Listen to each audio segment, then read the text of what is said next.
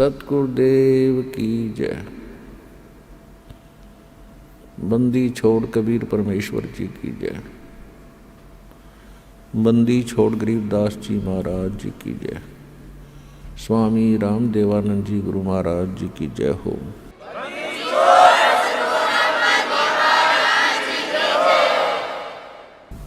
गरीब नमो नमो सतपुरुष को नमस्कार गुरु की नहीं। सुर नर मुनि जन साधुआं संतों सर्वस्ती नहीं। सतगुरु साहेब संत सब डंडो तुम प्रणाम। आगे पीछे मध हुए तिनको जा कुर्बान। नराकार निर्विषम काल जाल वैभंजनम निर्लेपम निज निर्गुणम अकल अनुबेशुंडनम। सोहम सुरति समापतम सकल समाना निर्तल। उज्ज्वल हीरंबर हरदमम बेपरवा अथाह वार पार निमध्यतम। ग्रीब जो सुमर सिद्ध होई गणनायक गलताना। करो अनुग्रह सोई पारस पद परवाना। आदि गणेश मनाऊं गणनायक देवन देवा। चरण कमल लौलाऊं आदंत करूं सेवा। परम शक्ति संगीतम रिद्धि सिद्धि दाता सोई। अवगत गुण अतीतम सतपुरुष निर्मोही। जगदम्बा जगदीशम मंगल रूप मुरारी। तन मन अर्पों शीशम भक्ति मुक्ति भंडारी। सुर नर मुनि जन ध्यावे ब्रह्मा विष्णु महेशा। शेष सहस मुख गावे पूजे आद गणेशा। इंद्र कुबेर सरीखा वरुण धर्म राय ध्यावे। समर्थ जीवन जी का मन इच्छा फल पावे। 33 कोटि अधारा ध्यावे सहस 88। उतरे बहुत जल पारा कट है यम की फांसी। 33 कोटि अधारा ध्यावे सहस 88। उतरे बहुत जल पारा कट है यम की फांसी। कर जोरूं विनती करूं धरूं चरण पर शीस। गुरु जी राम देवानंद जी महाराज ने दियो नाम बख्शीश। कोटि कोटि सिजदा करूं कोटि कोटि प्रणाम। चरण कमल में राखियो मैं बांधी जाम गुलाम। कुत्ता हूँ गुरुदेव का रामपाल दास का नाम। गले प्रेम की जेवड़ी जाखें चोभा जाऊं। तो करो तो बावड़ो दूर दूर करो तो जाऊं। जो राखो तो ही रहूं। जो देवो सो खाऊं। परम पिता परमात्मा पूर्ण ब्रह्म सर्व सृष्टि रचनहार कबीर परमेश्वर जी की असीम रजा से आप सभी पुण्यात्माएं सत्संग सुनने के लिए उपस्थित हुए। सत्संग में आने से प्राणी को अपने मूल कार्य की जानकारी होती है। मानव शरीर किस लिए प्राप्त हुआ था, इसका मूल उद्देश्य क्या है, हम कर क्या रहे हैं। जब तक प्राणी को सत्संग नहीं मिलता, ये कोई भी कार्य कर रहा है उसी को उत्तम मानता है। कोई कसाई का काम करता है उसको भी श्रेष्ठ मान रहा है, क्योंकि उसने दादा परदादा यही काम करते देखे, तो उसको कोई ऑब्जेक्शन नहीं। इसी प्रकार कोई शराब पीता है तो शराब पीने वाले को भी बुरा नहीं लगता, क्योंकि उसके साथी सभी उसी कार्य को सहर्ष कर रहे होते हैं।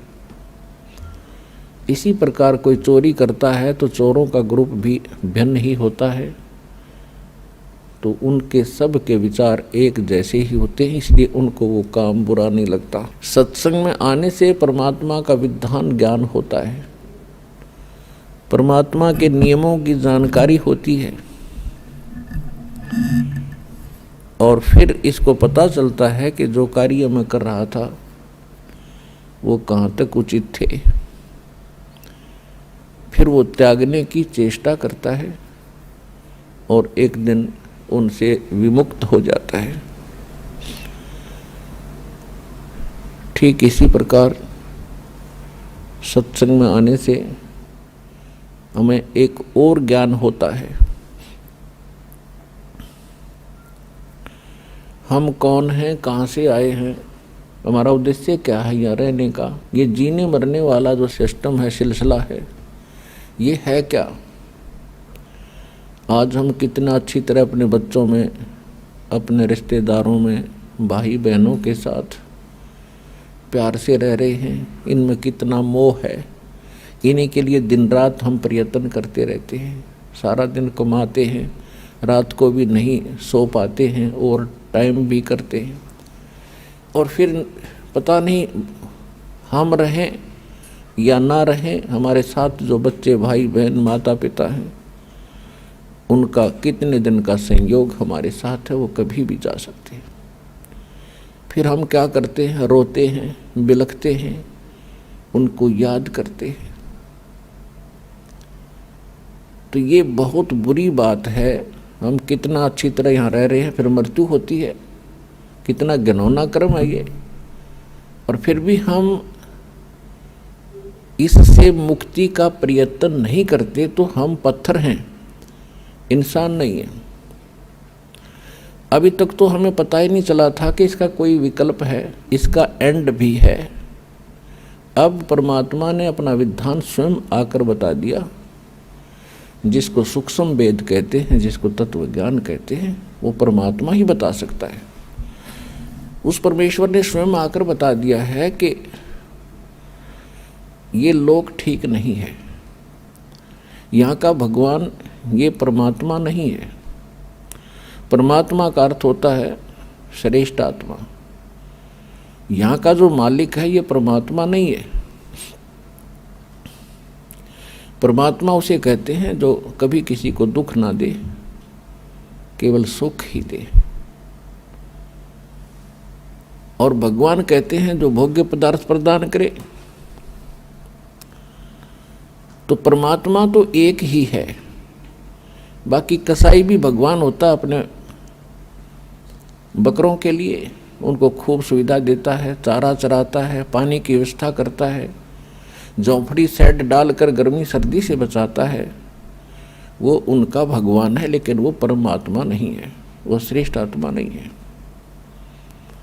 श्रीमद् भगवत गीता अध्याय नंबर 15 के श्लोक 16 और 17 में 3 पुरुष 3 प्रभु बताए। एक सरपुरुष, सरपुरुष ये स्वयं है, यहाँ का जो मालिक है, ब्रह्म है, जिसको काल भी कहते हैं, जिसे ज्योत स्वरूपी निरंजन भी कहते हैं, जो 21 ब्रह्मांड का स्वामी है, प्रभु है, मालिक है। और अक्षर पुरुष है, वो 7 शंख ब्रह्मांड का स्वामी है।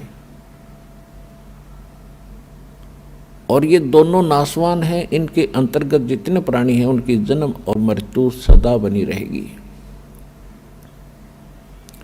गीता अध्याय नंबर 15 के श्लोक 17 में स्पष्ट किया है कि उत्तम पुरुष है तो अन्य परमात्मा इति उदाहरत है, ये लोकत्रयम् आविश्य विवर्ति अवैश्वर है।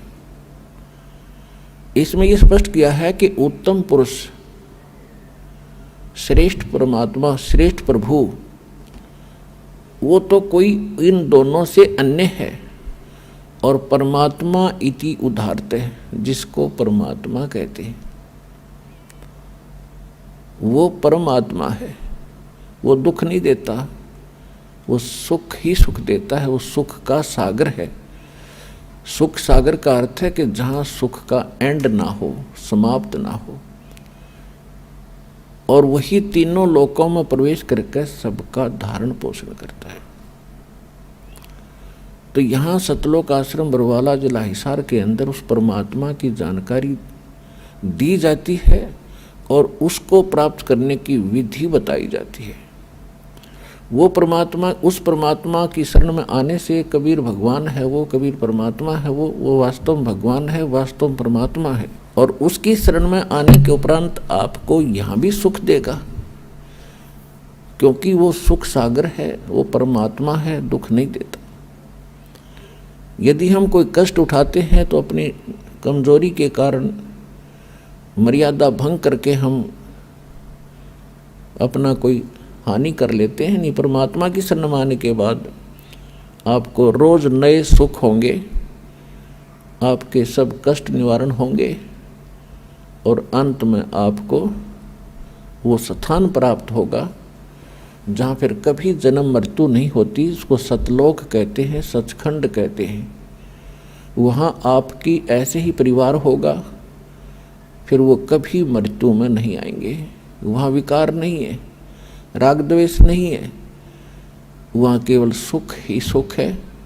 वहाँ आप पहले रहते थे, वहाँ आपको बहुत सुख था, उस सुख को छोड़कर आप गफलत करके यहाँ आ गए इस गंदे लोक में। अब आपको वो सुख याद आते हैं कि काम ना करूं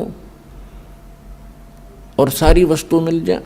सबकी नीति ये है कि काम करना ना पड़े, सारी सुविधाएं उपलब्ध हों, बड़ी कोठी हो, कार हो, घूमन फिरने खूब बाग बगीचे हों, फव्वारे लगे हों। तो यहाँ तो वो हो ही नहीं सकता। यहाँ चाहे पूरी पृथ्वी का राजा बन जा, उसने भी काम करना पड़ेगा। तो ये कहाँ था? सतलोक के अंदर है। वहाँ खूब सुविधाएं हैं, कुछ काम नहीं, बड़े भंडारे भगवान के। अब जैसे आप यहाँ आते हो सतलोक आश्रम बरवाला के अंदर, यहाँ आपको बना बनाया भोजन मिलता है, बिछे बिछाए मैट मिलते हैं, सारी सुविधाएं हैं। आपको काम क्या है? खाओ पियो, अपना भक्ति करो, चर्चा करो परमात्मा की। कितना आनंद से दिन व्यतीत हो जाते हैं। तो इसी प्रकार ये एक रिहर्सल है उस सतलोक की। लेकिन वो जो सुख है वो तो यहाँ ना दिया जा सकता है और ना बताया जा सकता है। वो तो वहाँ जाने से ही आपको पता चलेगा। ये एक केवल उसकी थोड़ी सी नकल है। तो वहाँ जाने के बाद आपकी ना कभी मृत्यु होगी, ना कोई काया कष्ट होगा। इसलिए परमात्मा के चरणों में आकर के आपको एक विशेष ज्ञान होगा कि हम जो काम कर रहे हैं, जो संपत्ति जोड़ने की हम चेष्टा कर रहे हैं, इसमें हम रहेंगे कितने दिन। तो उसके लिए विकल्प है कि परमात्मा के चरणों में लगो, भक्ति करो। बुराइयों से दूर होना पड़ेगा आपको। तम्बाकू, कोई भी नशीली वस्तु है, सब त्यागनी पड़ेंगी। और चोरी, जारी, ठगी, रिश्वतखोरी, ये भूल कर भी नहीं करना, क्योंकि इसका अकाउंट परमात्मा के दरबार में अलग से रहता है। सत्संग में बताया जाता है, मानुष जन्म पाय कर जो नहीं रटे हरि नाम, जैसे कुआं जल बिना बनवाया क्या काम। मानुष जन्म दुर्लभ है, ये मिले न बारंबार। तरवर से पत्ता टूट गिरे, वो बोर न लगता डर। साथी हमारे चले गए, हम भी चालन हार, कोई कागज में बाकी रह रही, तात लगी है वार। पृथ्वीपति चकवे गए, जिनके चक्र चलंत, रावण सरीखे कौन गिने, ऐसे गए अनंत। सर्व सोने की लंका थी वो रावण से रणधीरम, एक पलक में राज बिराजी, जम के पड़े जंजीरम। मन तो सुख के सागर बसरे, भाई और न ऐसा यसरे।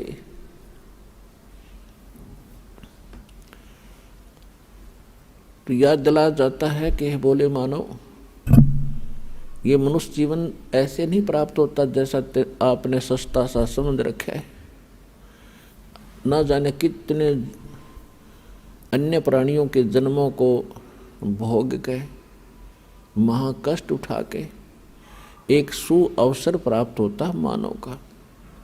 और मानव शरीर के अंदर हम क्या करते हैं, बस संतान हो जा भगवान, अच्छी कोठी बंगले हो जा, फिर इनका विवाह हो जावे और फिर इनके संतान हो जाए, फिर हम बेशक मर जावें, बस इतना ही काम था। इसका एक विशेष कार्य है। ये कर्म जो आप कर रहे थे बगैर भक्ति के, ये तो पशु पक्षी भी आपसे अच्छी जिम्मेदारी से करते,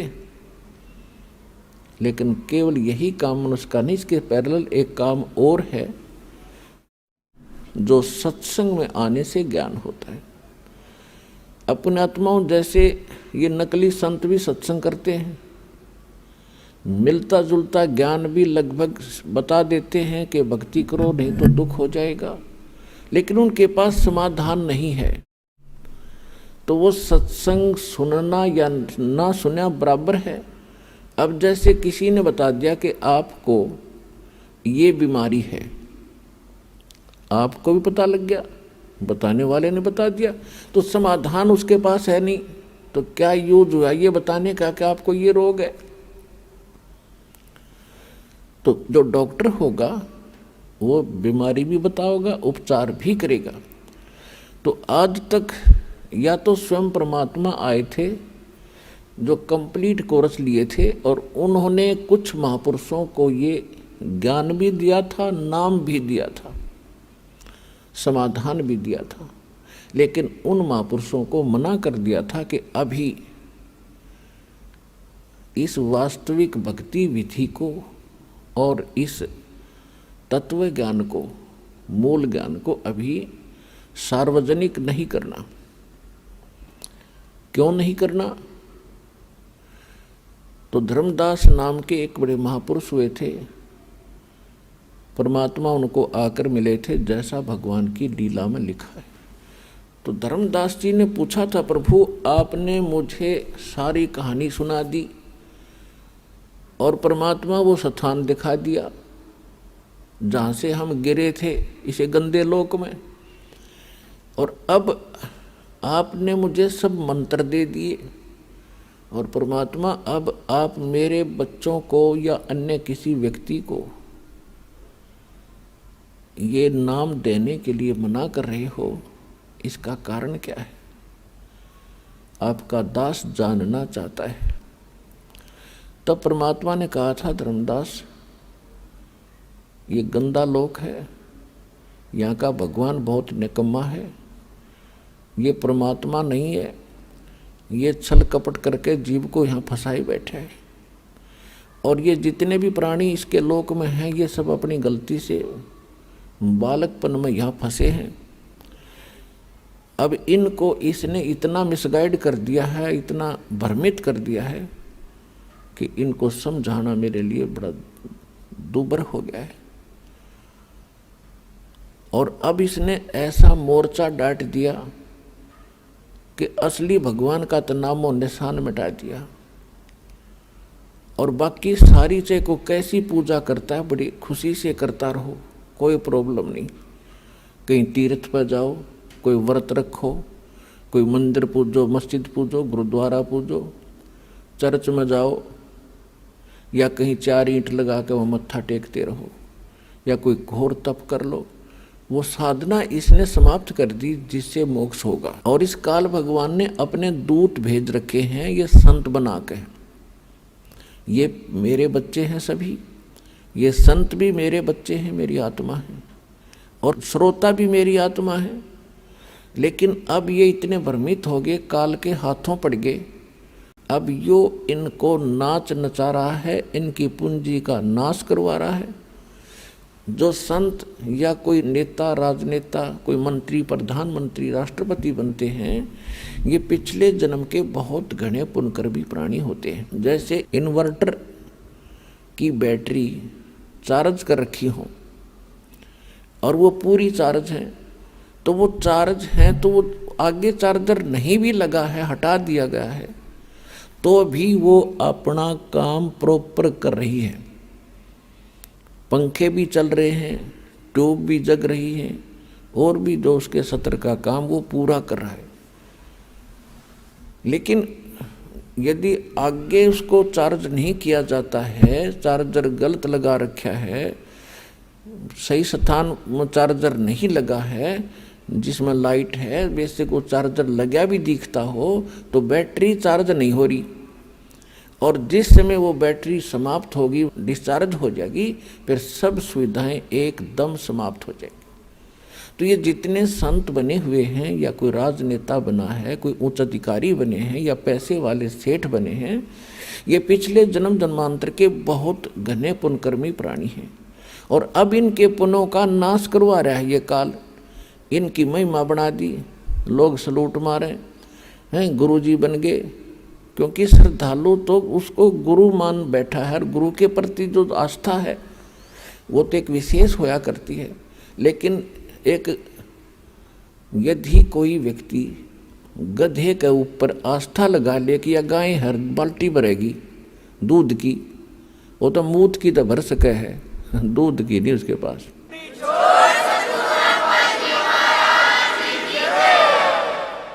तो जितने भी ये नकली संत इस तत्व ज्ञान से परिचित नहीं हैं, इनको सभी संत मान करके इस आशा में बैठे हैं ये पार करेंगे। ये आप तो हो जाइए पार, थारी तो बात बहुत दूर की है।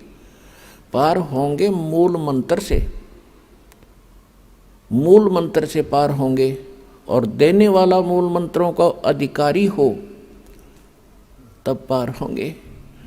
तो इस प्रकार परमात्मा बता रहे हैं धर्मदास जी को कि जिस समय ये भोली आत्मा यहाँ फंस गई इस काल के जाल में, आगे इसके साथ में, क्योंकि जब ये यहाँ आए तुम सभी भक्ति युक्त थे, तुम्हारे पास घना धन था भक्ति का, और आप उस भक्ति धन को लेकर इस ठग के साथ आगे, इस ब्रह्म के साथ, सरपुरुष के साथ, इस पर तुम आसक्त हो गए। ये सृष्टि रचना में आपको बहुत बार सुनाया है।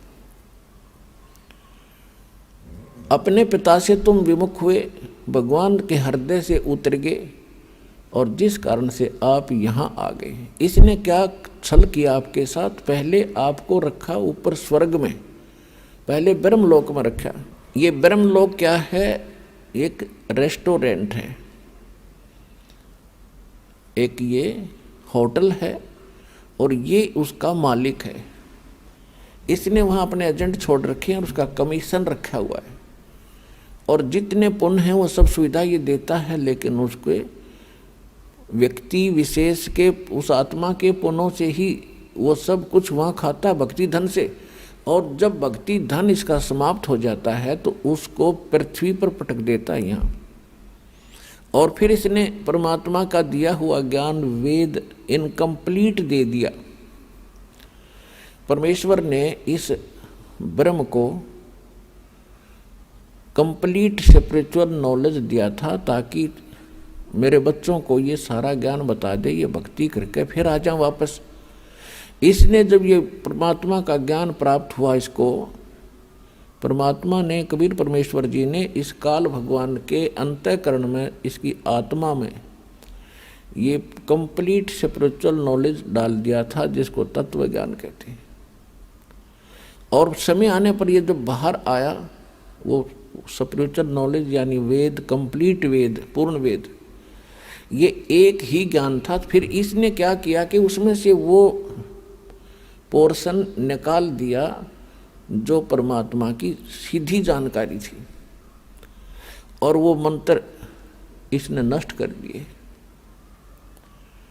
इसने केवल ये 4 वेद रख लिए, जिसमें महिमा तो परमात्मा की कंप्लीट है, लेकिन वे ऑफ वर्शिप, परमात्मा की पूजा का जो मार्ग है वो केवल ब्रह्म तक का है। ओम नाम का जाप लिखा है यजुर्वेद अध्याय नंबर 40 के मंत्र 15 में। वायु अनिलम अमृतम भस्मांतम शरीरम अथिदम भस्मांतम शरीरम ओम कर्तु समर किलबे समर और कर्तुम समर। ओम नाम का जाप काम करते करते सेवन करो, विशेष श्रद्धा के साथ सेवन करो, मनुष्य जीवन का मूल कर्तव्य जानकर इस नाम का जाप करो। फिर 40वें अध्याय के 17वें श्लोक में बताया गया है कि वो परमात्मा जो पूर्ण परमात्मा वो तो गुप्त है, उसकी जानकारी ये नहीं रखता, क्योंकि ये बताना नहीं चाहता। और ये वेद ज्ञान फिर ये बता रहा है कि मेरा ओम नाम है और इसकी भक्ति करो। यही ज्ञान चारों वेदों वाला निष्कर्ष श्रीमद् भगवत गीता के अंदर ज्ञान है। 8वें अध्याय के 13वें श्लोक में इसमें भी स्पष्ट किया है कि ओम इति एकाक्षरम ब्रह्म व्यवहारण माम अनुसमरण ये प्रयाति तजन देहम सयाति परमाम गतिम। मुझ ब्रह्म का केवल एक ओम मंत्र है, उच्चारण करके सिमरन करता हुआ जो शरीर छोड़कर जाता है, ओम से मिलने वाली जो गति है वो परम गति इससे हो जाएगी। वो क्या है? ओम नाम का जाप ब्रह्म का है, ब्रह्म के पुजारी ब्रह्मलोक में जाते हैं। 8वें अध्याय के 16वें श्लोक में स्पष्ट किया है कि ब्रह्मलोक में गए हुए प्राणी भी फिर जन्म मृत्यु में आते हैं। इसलिए गीता ज्ञानदाता ने 18वें अध्याय के 62वें श्लोक में कहा है कि अर्जुन तू सर्वभाव से उस परमेश्वर की शरण में जा, उसकी कृपा से तू परम शांति को और सनातन परम धाम को प्राप्त होगा। यजुर्वेद अध्याय नंबर 5 के मंत्र 32 में उसमें स्पष्ट किया है कि उसी कसी मूल संस्कृत है, उसी कसी कबीर अंगारी असी बम्भारी असी शवर ज्योति रतधामासी। कबीर उसी कसी का अर्थ है जो पूर्ण शांतिदायक है, जो परम शांति देने वाला है। कबीर अंगारी असी वो पापों का नाशक, पाप नाशक शब्द पापों का नाश करने वाला, पापों का शत्रु वो कबीर देव है, कबीर परमेश्वर है। बम्भारी असी बंधनों का शत्रु, अरि माने शत्रु, बम्बर माने बंधन। तो कर्मों के बंधन से हम यहाँ जकड़े पड़े हैं और कर्म के बंधन को केवल कबीर परमात्मा ही काट सकता है। और वो कहाँ रहता है? वो सतलोक में रहता है। अब गीता अध्याय नंबर 15 के श्लोक 17 में जो स्पष्ट किया है कि वो गीता ज्ञानदाता जो कह रहा है 18वें अध्याय के 62वें श्लोक में कि उसकी शरण में जा, उस परमेश्वर की शरण में जा, उसकी कृपा से तू परम शांति को, सनातन परम धाम को प्राप्त होगा। तो वो परमात्मा वो है जो गीता अध्याय नंबर 15 के श्लोक 17 में बताया है कि उत्तम पुरुष है तू अन्य परमात्मा इति उदाहरत है, यह लोकतरम आविश्य विभर्ति अवैश्वर है। गीता अध्याय नंबर 7 के श्लोक 29 में गीता ज्ञानदाता कह रहा है अर्जुन को कि जो मेरे ज्ञान को आश्रय कर लेगा, वो क्या बताना चाहता है? 4थे अध्याय के गीता में 32 और 34 श्लोक का निष्कर्ष है कि परमात्मा स्वयं आकर के विस्तार के साथ यज्ञों यानी धार्मिक अनुष्ठानों की जानकारी स्वयं देते हैं और उसको तत्व ज्ञान कहते हैं। वो अपने मुख कमल से बोलते हैं। वो सच्चिदानंद घन ब्रह्म की वाणी जो है वो तत्व ज्ञान होता है। 4थे अध्याय के 34वें श्लोक में ये स्पष्ट करता है कि मैं उससे परिचित नहीं हूँ। उसके लिए तू तत्वदर्शी संतों की खोज कर और उनको दंडवत प्रणाम करने से, कपट छोड़कर उनकी सेवा करने से वो तत्वदर्शी संत तुझे उस तत्व ज्ञान का उपदेश करेंगे। और 7वें अध्याय के 29वें श्लोक में अब ये कह रहा है कि मेरे इस ज्ञान को जो धारण कर लेगा, स्वीकार कर लेगा, इसके आधार से जो मेरे ज्ञान को आश्रय कर लेता है तो फिर उसको तत्वदर्शी संत मिल जाते हैं खोज करने पर। तो वो व्यक्ति जरा और मरण से, जरामीन वृद्धावस्था का दुख और मरण माने मृत्यु के कष्ट से छूटने का ही प्रयत्न करते हैं। जिनको तत्व ज्ञान हो जाता है, तत्वदर्शी संत मिल जाते हैं, फिर उनकी आस्था इस गंदे लोक से हट जाती है। यहाँ की इच्छाओं से वो मन हटा लेता है और वो फिर क्या करता है, वो जरा और मरण से छूटने के लिए ही प्रयत्न करते हैं। तो वो क्यों करते हैं? क्योंकि वे संपूर्ण अध्यात्म से और सभी कर्मों से और उस तत्व ब्रह्म से परिचित हो जाते हैं। तत्व ब्रह्म, ब्रह्म माने भगवान, लेकिन ये जो ब्रह्म है यहाँ का, ये सर्व ब्रह्म है, सर्व पुरुष है, और वो परम अक्षर ब्रह्म है, वो अविनाशी परमात्मा है। तो अर्जुन ने गीता अध्याय नंबर 1 में प्रश्न किया, 8वें अध्याय के 1 में प्रश्न किया मंत्र में कि किम तत्ब्रह्म और किम अध्यात्म किम कर्म पुरुषोत्तम। वो तत्ब्रह्म क्या है भाई, जिसको जानने के बाद व्यक्ति यहाँ की कोई इच्छा नहीं रखता और केवल जरा और मरण से छूटने का ही प्रयत्न करता है। वो किम तत्ब्रह्म, वो तत्ब्रह्म क्या है और क्या कर्म है और अध्यात्म किसे कहते हैं। गीता ज्ञानदाता ने 8वें अध्याय के 3 श्लोक में कहा कि वो परम अक्षर ब्रह्म है। वो परम अक्षर ब्रह्म है, ये स्वयं ब्रह्म है और वो परम अक्षर ब्रह्म है, उसको सच्चिदानंद घन ब्रह्म भी कहते हैं। तो इस प्रकार हमें ज्ञान हुआ कि और परमात्मा है जो हमें सुख देता है। तो धर्मदास जी को परमात्मा बता रहे हैं कि सबसे जब ये दुखी हुए, क्योंकि स्वर्ग में तो इनको मिलता जुलता सा सुख लगा सतलोक का, जब आप यहाँ आए तो सतलोक से जब नीचे आए तो ब्रह्मलोक में मिलता जुलता सा तुम्हें राहत मिल रही थी।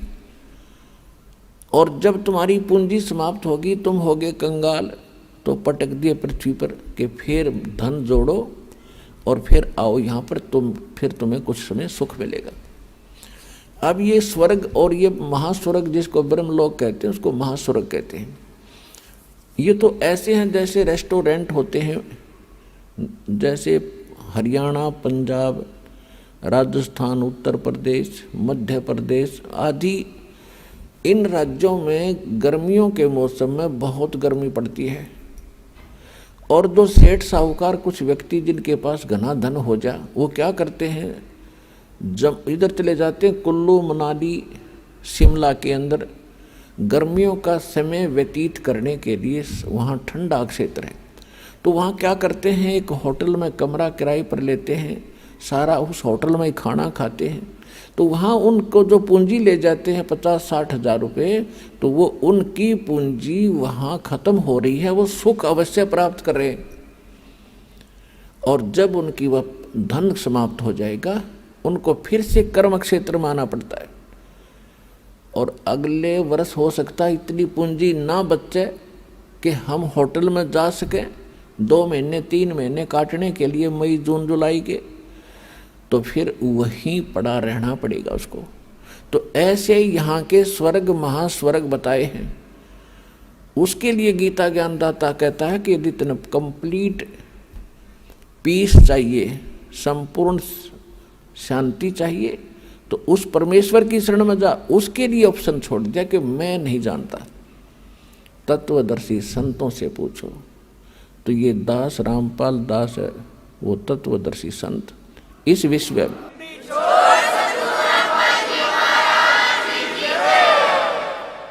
इसको बड़ाई ना समझना, सच्चाई समझना,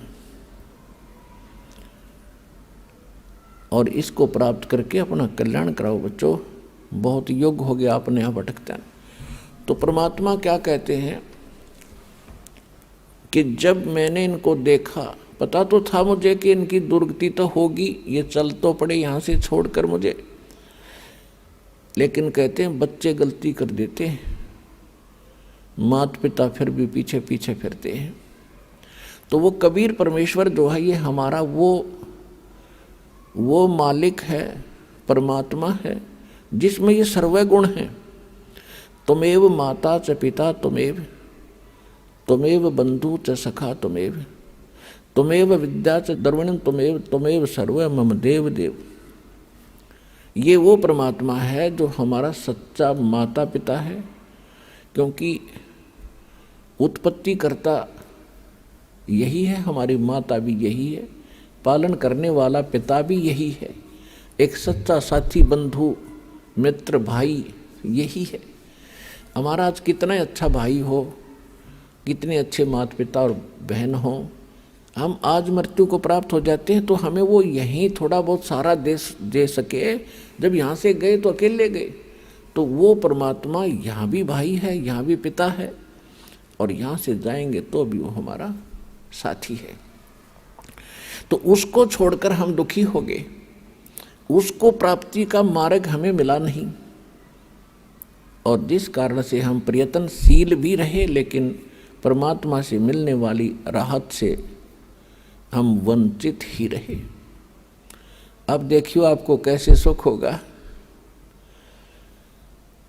तो परमात्मा ने कहा कि धर्मदास, जब मैंने देखा कि ये घने दुखी हो गए, मुझसे देखा नहीं गया, तो परमेश्वर कबीर जी अपना रूप बदल के अपने पुत्र जोगजीत का रूप बना के इस काल के प्रथम पड़ाव पर आकर खड़े हो गए। ऊपर से प्रथम जो पड़ाव है इसका, वह तपस्शिला है। एक बहुत बड़ी पत्थर की टुकड़ी है, वो अपने आप स्वज्वलित रहती है, प्रज्वलित रहती है। उसके ऊपर 1 लाख मानव शरीरधारी प्राणियों को ये काल भगवान उस पे भूनता है। ये शरीर यहाँ रह जाता है, इसके अंदर एक और शरीर है, एक और बॉडी है जिसको सूक्ष्म शरीर कहते हैं। जैसे बादाम के ऊपर एक छिलका होता है और गिरी खांड की अंदर होती है, ऐसे ही समझ लेना। तो इस सूक्ष्म शरीर के अंदर जीव मरता नहीं, लेकिन कष्ट बहुत होता है। 1 लाख मानव शरीरधारियों को वहाँ डाल देता है। वो बॉडी ऐसा ही रहता है जैसा हमारा शरीर है, एज इट इज चेहरा एज इट इज रहेगा।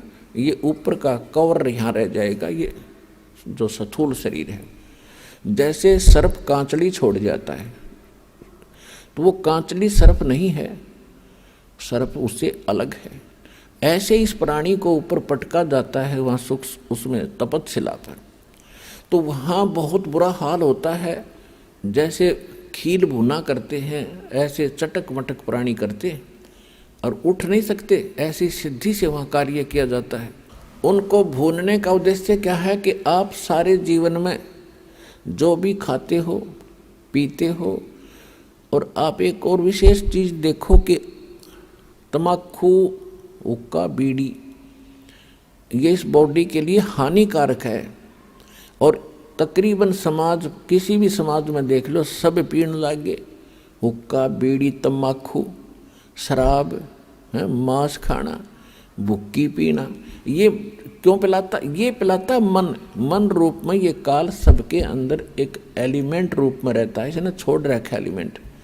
जैसे परमात्मा का एलिमेंट तो आत्मा है और काल का एलिमेंट ये मन है, तो इसने सारी को बद्ध करवाणी जीवतें। किस लिए? कि जितने ये बकवाद खावेगा पीवेगा, उतना ही इसकी बॉडी में उसका अंश लिप्त होगा सूक्ष्म शरीर में। तो उसके बाद फिर वो जौ का तो ऊपर जाकर जब उसको भूना जाता है, जिसने घना हुक्का पी रखा है, घनी शराब पी रखी है, वो देर तक वहाँ भूना जाता है कि उसमें अच्छा माल होता है इस काल का। तो वहाँ सबको इसलिए डाला जाता है कि जो सारे जीवन में इसने जो खाया पिया, कुछ तो बॉडी शरीर सुख स्थूल शरीर इससे ठीक रहा, शेष उसके अंदर जम जाता है और वो इतने गर्मी के बिना छूटता नहीं। वहाँ इनको तड़फाया जाता है, हाहाकार मच जाती है, अचेत हो जाते हैं कुछ देर के बाद, और फिर उसका समय निर्धारित है, उसके बाद उनको वहाँ से उठा दिया जाता है और वो जो गंध है उसका सारा नीचे चला जाता है अलग से उसके पात्र में। और ये प्राणी अपने आकर के फिर धर्मराज के दरबार में आते हैं, फिर अपने कर्मानुसार कोई पशु बनो, पक्षी बनो, मनुष्य बनो या राजा बनो, जाओ, उसका काम पूरा हुआ। तो परमात्मा कहते हैं जहाँ ये तपस्या पर भूनने जा रहे थे प्राणी धर्मदास, में वहाँ आके खड़ा हो गया। इनका बुरा हाल हो रहा था, रो रहे थे। कहीं पर तो एक परिवार के 2-2 सदस्य वहीं भूनने जा रहे थे, वहाँ उनके गुरु भी साथ पटक वहीं पर भूनने जा रहे थे, ऋषि महर्षि भी वहाँ पर भूनने जा रहे थे। और जब मैं वहाँ जाकर खड़ा हुआ, एकदम उस तपस्या की जो तपत थी, जलन थी, वो एकदम शांत होगी। टुकड़ी तो गर्म ज्यों की त्यों है, लपटें निकल रही हैं आग की, लेकिन उन प्राणियों को मेरी शक्ति से उस आग का कोई असर नहीं हो रहा था। तो जब उनका वो पीड़ा खत्म हुई तो एकदम बैठे शांत होकर मुझे देखा, तो परमात्मा के उस शीतल चंद्रमा जैसे शीतल चेहरे को देखकर वो सभी ये समझ गए कि शायद ये भगवान है। तो उन्होंने कहा कि हे परमात्मा, हम यहाँ पर कौन से कर्म का दंड भोग रहे हैं?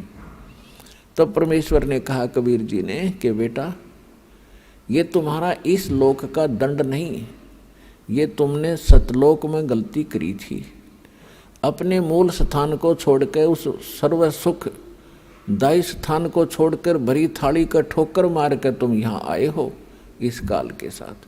परमात्मा ने उनको कुछ ही समय में सारी सृष्टि रचना बताई सुनाई। तो सभी को वहाँ तो तुरंत समझ में आ गई, क्योंकि यहाँ तो अफलातून पाक रहे हम। एक छोटा सा कोई जॉब हो जा, अधिकारी बन जावे, छोटी सी कोई 10-20 एकड़ जमीन हो जाए, हम सुनते ही नहीं किसी की, अपनों की सुनो देखा। वहाँ तो सारा सपट दिख रहा था कि जिस धन को अपना मान रहे थे, जिस घर को अपना मान रहे थे, जिस परिवार को अपना मान रहे थे, वो हमारे साथ नहीं आया। तो वहाँ तक अकल ठिकाने आ गई थी उनकी। और यहाँ अकल ठिकाने लाने के लिए इतने सत्संग करने पड़ते हैं, इतने प्रमाण देने पड़ते हैं कि तुम गलत स्थान पर पड़े हो, ये लोग तुम्हारा नहीं है, तुम्हारे साथ धोखा हो रहा। और तब भी शीघ्र सी ठिकाने अकल नहीं आती, क्योंकि हमारे ऊपर प्रेशर इतना है। लेकिन मालिक का ज्ञान भी इतना प्रबल है और समाधान इतना प्रबल है, एक दिन अकल ठिकाने आकर रहेगी पूरे विश्व की। अब वो समय आ गया।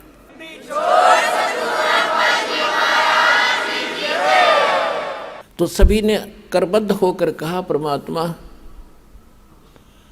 हमें छुड़वा लो इस गंदे लोक से। तो परमेश्वर ने कहा कि भी ऐसे नहीं होगा। जिस समय आपको पृथ्वी लोक पर मानव शरीर प्राप्त हो, स्त्री या पुरुष का,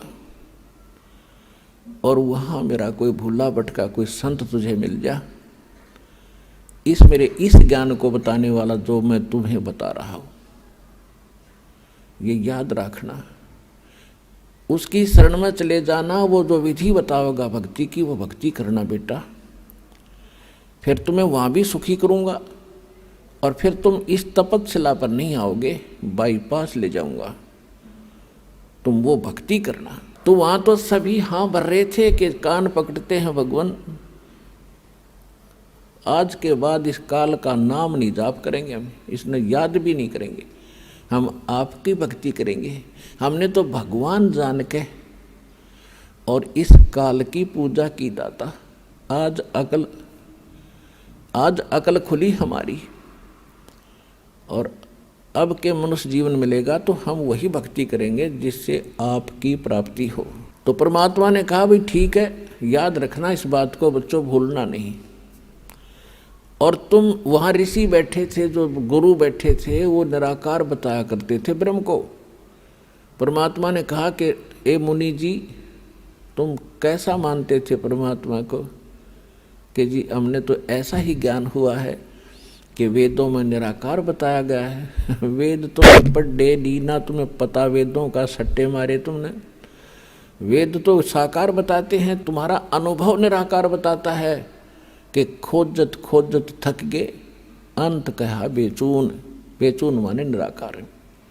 तुमने जो जिस विधि से भगवान पाने की चेष्टा की, उससे परमात्मा नहीं मिल सकता, और इसलिए वो गलत प्रयत्न साधना करके तुमने अपना अनुभव गढ़ दिया कि भगवान निराकार, वो दिखता कोई नहीं, प्रकाश प्रकाश दिखता है। परमात्मा का प्रकाश ही देखा जाता है। अरे भले आदमी कोई कहे सूर्य तो निराकार है, सूर्य का प्रकाश देखा जा सकता है। अकल है ठिकाने तुम्हारी? सूर्य बिना फिर प्रकाश किसका? भगवान के बिना प्रकाश किसका देखा? तो कहने लगे जी हम तो बस इतनी पढ़ाई पढ़काए हैं, हमने तो निराकार मान रखा था। देखो वो आ रहा है सामने तुम्हारा निराकार भगवान, वो देखो। जब सबकी दृष्टि परमात्मा के संकेत की ओर गई तो ओछा माथा, काला शरीर, विकराल चेहरा, ये उसका वास्तविक रूप है। और उस रूप को यदि आप यहाँ देख ले तो कलेजा फट जा। जिसको तुम खोजने के लिए ऋषि महर्षि हजारों वर्ष तक ब्रह्म न पावेंगे, ब्रह्म न पा लो, थारा कलेजा फट जा, उसने देख लो। तो सारी उल्टी साधना की तुमने, सब ज्ञान गलत ज्ञान स्वयं ग्रहण किया और सारी जनता को भ्रमित कर दिया। वो आ रहा तुम्हारा भगवान, और तुम्हारे से निकले इस गंध को खाएगा वो। और अब तुम जाओ यहाँ से। परमात्मा ने अपनी शक्ति से उनको वहाँ से उड़ा दिया। अब काल का भोजन का समय हो गया था, क्योंकि उसने भी निर्धारित समय फिक्स कर रखा है कि इतने समय में ये भुन बांध कर चले जाएंगे यहाँ से, केवल वो माल शेष रह जाएगा, उनसे निकला हुआ गंध, वो उसका माल है। वो खाने के लिए आया तो देखा सामने एक व्यक्ति खड़ा है। अब उसने निकट आकर देखा, क्या देखा कि तो मेरा बड़ा भाई खड़ा है, जोगजीत खड़ा है। अब काल, जब वहाँ काल ने गलती की थी सतलोक में, ये सृष्टि रचना में आपको सुनाया हुआ है, यहाँ केवल एक हिंट देकर आज सत्संग का विषय दूसरा रखना है। तो वहाँ सतलोक से जब इसको निकाला था 21 ब्रह्मांड समेत, तो परमात्मा इसी रूप में गए थे, जोगजीत रूप में। तो जब जोगजीत रूप में उसने देखा कि ये परमात्मा के निकट मेरा भाई है, उनके साथ रहता है ज़्यादा, और उसका संदेश वही लेकर आता है, कोई आज्ञा क्या है ये पूछता हूँ पहले इससे। तो उस ज्योत निरंजन काल ने जोगजीत से कहा कि जोगजीत तू यहाँ क्यों आया? अब कोई पिता का आदेश है तो मुझे बता, और तूने मुझे वहाँ से मार कर निकाला था, तू मेरे लोक में क्यों आया? तू आ कैसे गया? अब मैं तुझे पहले तो आदेश बता दे क्या है परमपिता का, फिर तुझे मैं मारूंगा, कुटूंगा।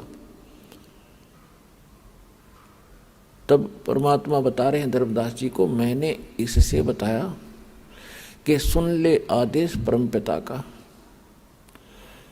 ये आत्मा परमात्मा की है, और ये तेरे साथ आ भी गई थी तो ऐसा जुल्म नहीं करना था तूने। अन्यायी, कोई गधा बना दिया, कोई गधी बना दी, कोई सूर बना दिया, कोई सूरी बना दी, कोई कुत्ते गधे की योनि भोग रहा है, कोई कष्ट से पीड़ित है, किसी को कैंसर है, किसी को टीबी है, किसी का हाहाकार मच रहा है, किसी की टांग कट गई, किसी का हाथ कट गया। ये जुल्म कर रखा तूने। तेरे रहम नाम की चीज नहीं है। परमात्मा दुखी हुए इस बात से। तो वो कहता है कि मैं तो सत्य का राज करता हूँ, जो जैसा कर्म करता उसका वैसा ही फल देता हूँ। भगवान का आदेश है मेरे को कि सत्य का राज करना, किसी अन्याय ना करना। परमात्मा बोले कि मुझे मालूम है तू जैसा सत्य का राज करता है, ये मन रूप में तू खुद विद्यमान है, सारे उल्टे काम कराता है आत्मा से, और जब आत्मा सजा भोगती है तू भाग जाता है। कबीर साहब कहते हैं मन के मते ना चालिए, मन है पक्का दूत, ले डूबे दरिया में फिर जावे हाथ से छूट। करवा के कुकर्म आत्मा दंड भोग रही है, कोई गलती करवा देता है, इसकी पिटाई हो रही है, मन एक तरफ बैठ जाता, आत्मा रो रही होती है। गधा बनवा के छोड़ देता है उल्टे काम करवा के। अब किसी को कहे भक्ति कर ले, मन नु कह ना आजा ताश खेल लाएंगे, छोड़ के इधर भक्ति में हैं। कोई कहे भाई भगवान का नाम, चलो सत्संग में ना टाइम नहीं है, अरवा बिछा के गली में बैठ जाएंगे ताश खेलने सारे दिन। इबका मार आन दे, इबका देखूंगा, सारा दिन धक्के खा के बकवास करे। तो ये मन करवाता है, और जब आत्मा जाग जाएगी, झांखे भी नहीं इन कर्मों को, तो आत्मा को यहाँ जगाया जाता है, इसका मूल ज्ञान बताया जाता है, ये कहाँ की रहने वाली है, वो स्थान याद कराया जाता है, ये सत्संग में याद कराया जाता है।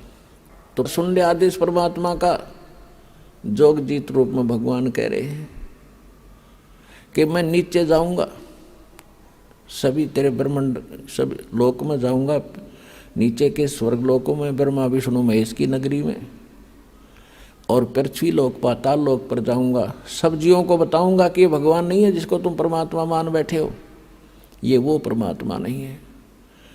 और वो ज्ञान बताऊंगा, उस भगवान के चिन्ह बताऊंगा जिसका तूने नामो निशान मिटा दिया। मैं इसलिए आया हूँ, आदेश है परमात्मा का। नीचे जाऊंगा, तेरी पोल खोलूंगा, तेरा भांडा फोड़ूंगा कि तू काल है, तेने जुल्म कर रखा है इनके साथ, सारी उल्ट साधना करवा के इनकी दुर्गति कर दी है। और ऐसा मंत्र दूंगा उनको कि वो जाप करके सीधे सतलोक आ जाएंगे, तेरे झंझट से छूटेंगे।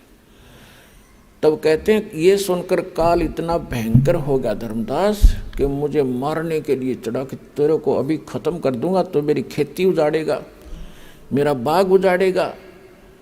क्योंकि उसने तो हम इसलिए पैदा कर रखे हैं जैसे कसाई बकरे पालता है। पुण्यात्माओं, ये कोई डूम बाट के गीत नहीं है, रामपाल की दंत कथा नहीं है, ये गॉड गिवन स्टोरी है और रियल स्टोरी है।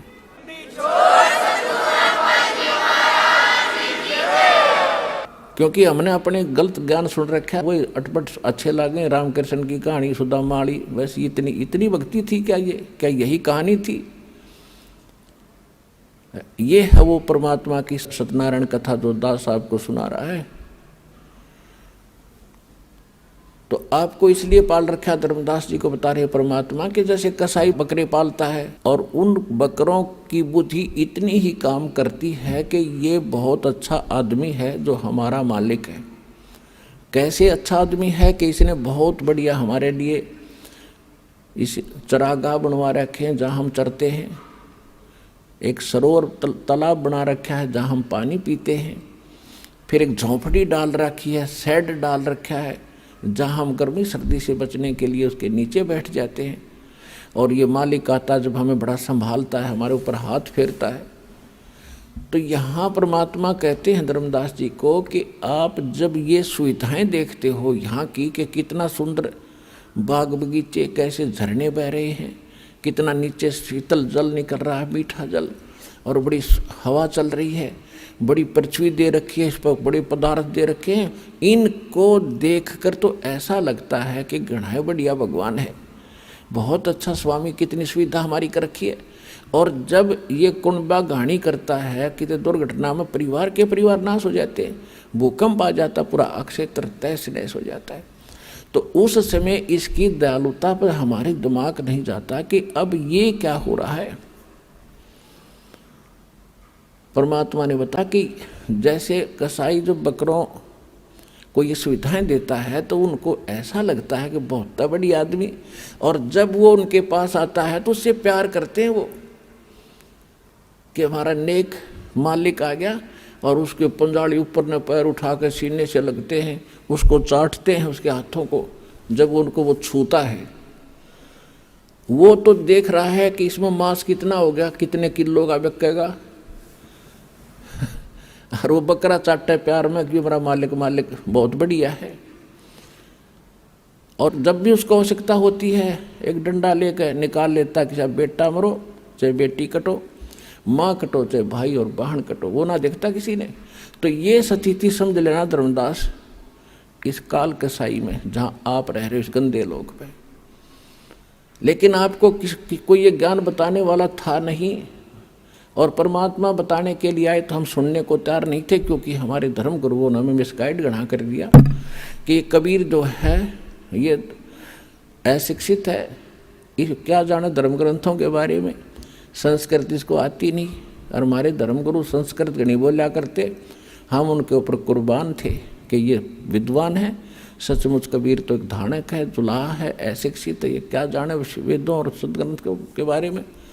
तो ये निंदा कर रहा है हमारे धर्मों की।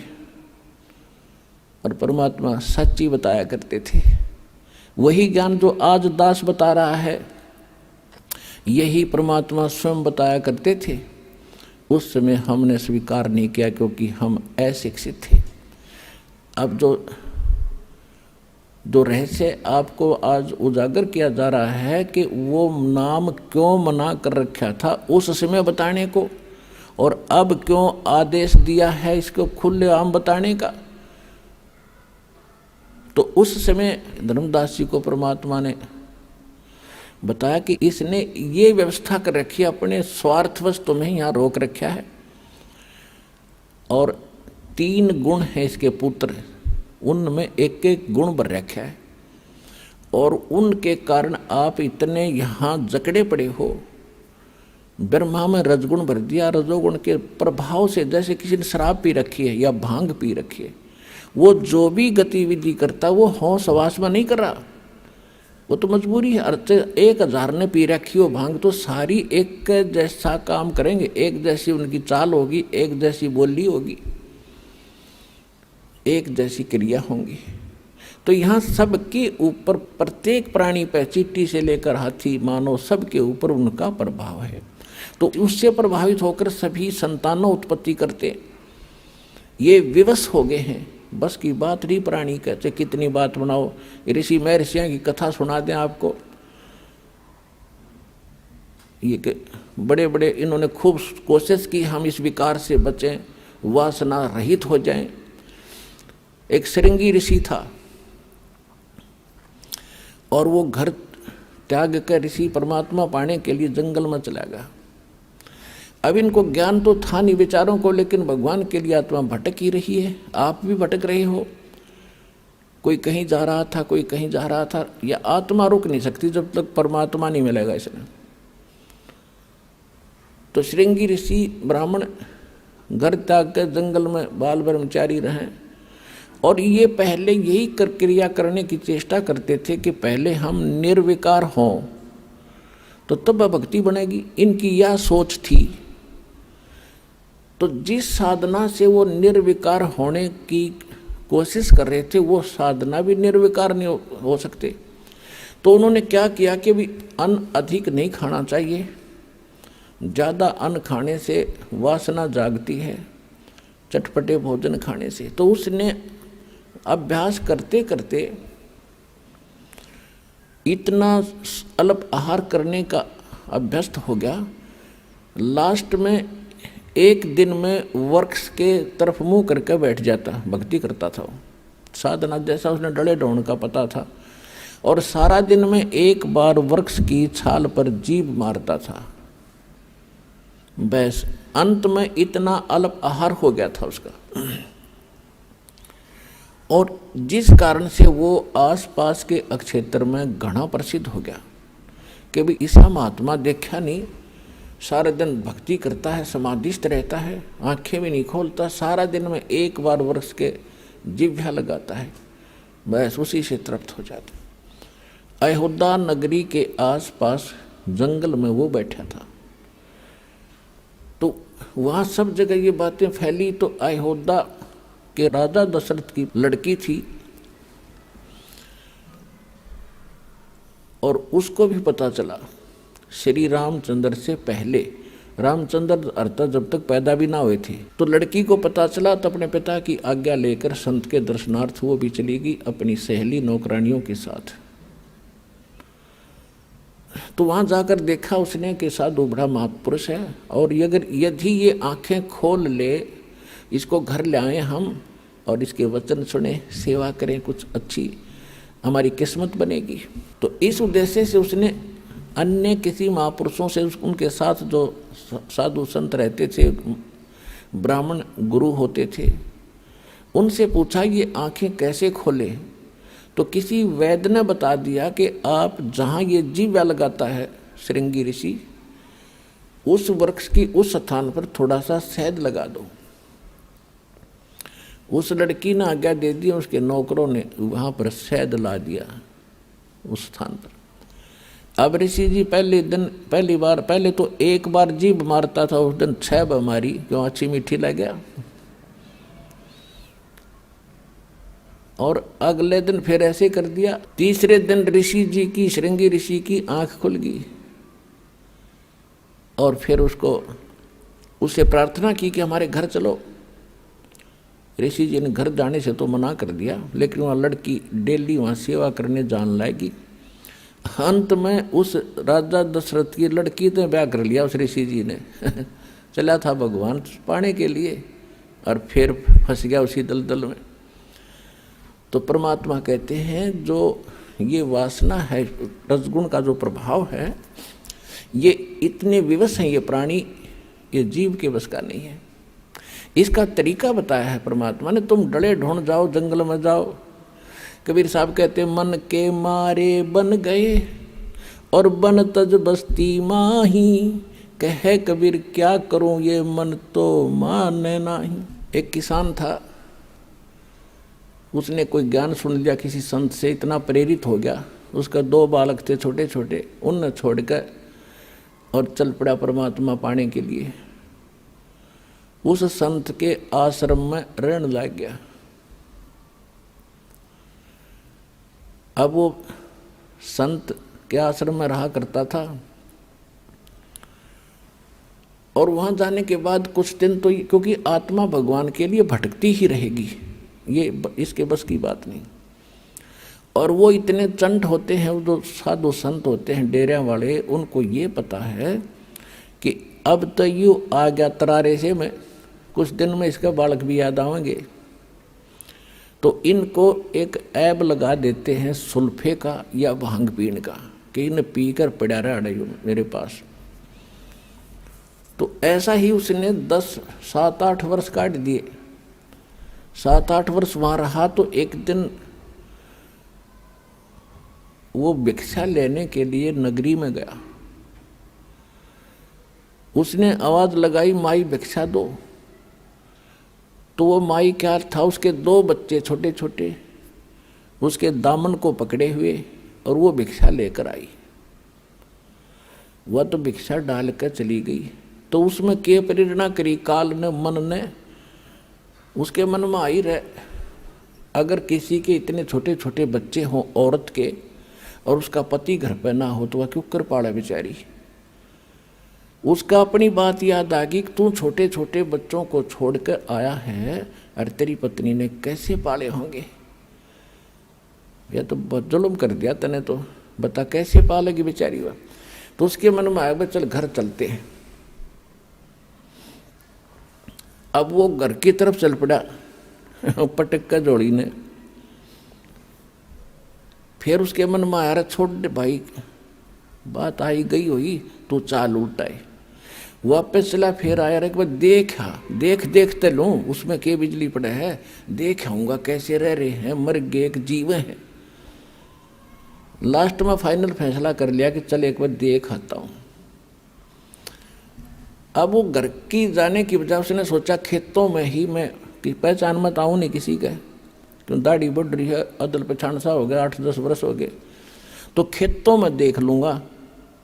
बच्चे ठीक ठाक होंगे तो वहाँ होंगे, खेतों में काम कर रहे होंगे वहाँ पर। तो वो बाबा जी खेतों चलने लगा। वहाँ पर उसका छोटा भाई और उस बाबा जी की पत्नी वहाँ खेतों में काम कर रहे थे।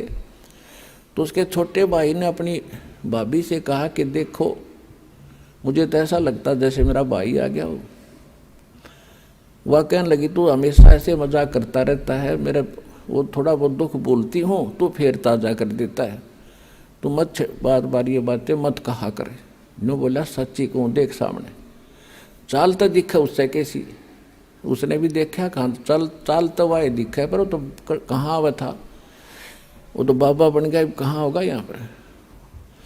फिर निकट से आया जब उन्हें पक्का देख लिया कि वही हैरी दरिया रहा है तो वही होगा, तो वो कहने लगी फिर यूँ फिर चला जाएगा, जब आ गया तो फिर भी जाएगा।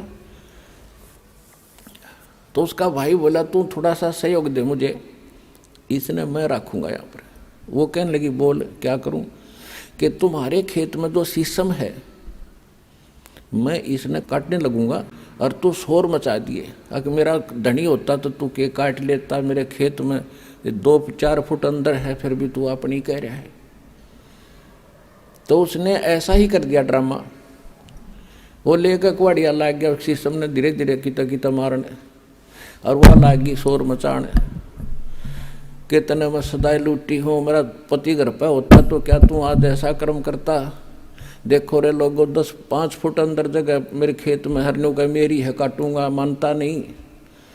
और वो ज्वार में बढ़ के नो देखा था, सुने था सारी बात बैठा बैठा। ज्वार रोती देखी जब लिकड़ का आया, ने बोला रे एकली नहीं है मैं भी आ गया हूँ।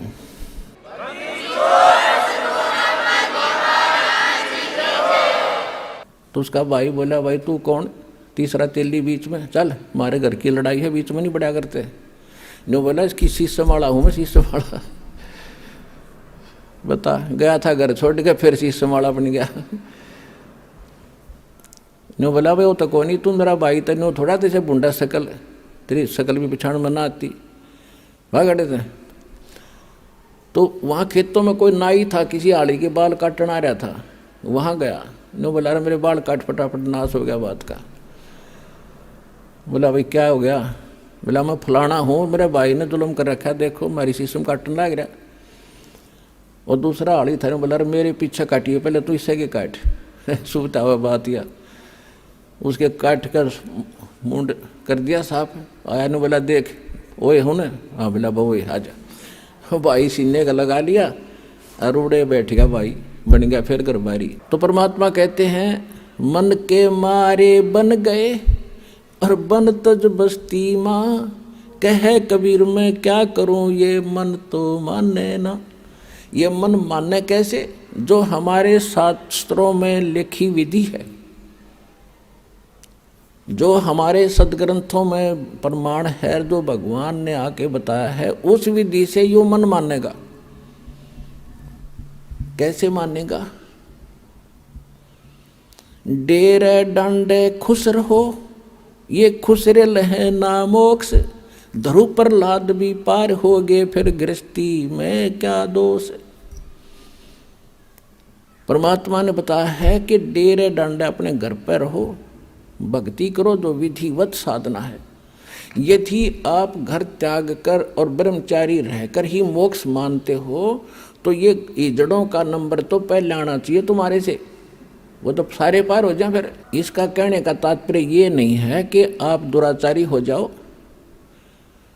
आपने जो है संयमी रहना होता है। दुराचार बहुत बुरी चीज है। और ये भी नहीं कि खुसरे यानी हिजड़े पार ना हो। पुण्यात्माओं बात बिगड़ी पड़ी है सारी। देखो किसी कर्म संस्कार से वो खुसरे बन गए, हिजड़े बन गए, और हिजड़े बनने के लिए तेरे सी मेरे सी जंगला में धक्के खाया करते, रोटी छोड़ देते थे। उनका अगर अकल ठिकाने आ जाए तो वो तो जल्दी भक्ति करें, वो भक्ति वो भी कर सकते हैं, वो भी पार हो सकते हैं। और जो गृहस्थी है वो भी पार हो सकते हैं, क्योंकि भक्ति से ही बात बनेगी। वो चाहे ब्रह्मचारी रह के कर लियो और चाहे गृहस्थी रह के कर लियो, सच भक्ति और विधि से ही करनी पड़ेगी जो बता रखी है। कौन सी, नाम उठत नाम बैठत नाम सोवत जागबे, नाम खाते नाम पीते नाम सेती लागबे। किसान खेत में हल जोड़ रहा है, या ट्रैक्टर से काम कर रहा है, हल से कर रहा है तो अपना मंत्र करता रहिए, क्यों मन तो बकवाद करनी है। ये तो हल बा रहा है तो कोई रागनी गा रहा है या फिल्मी गाने गुनगुना रहा है, तो उन बकवादों को छोड़कर मालिक की वाणी बोले, उस वाणी से और या सुमरण करता रहे, तो उस सुमरण के प्रभाव से जो बीज बोया जा रहा है और उससे जो फल आवेगा और उसको जो खावेगा, उसमें भी वो नेक विचार और भक्ति का अंश जाएगा, वो भी एक दिन भक्ति में लग जाएगा।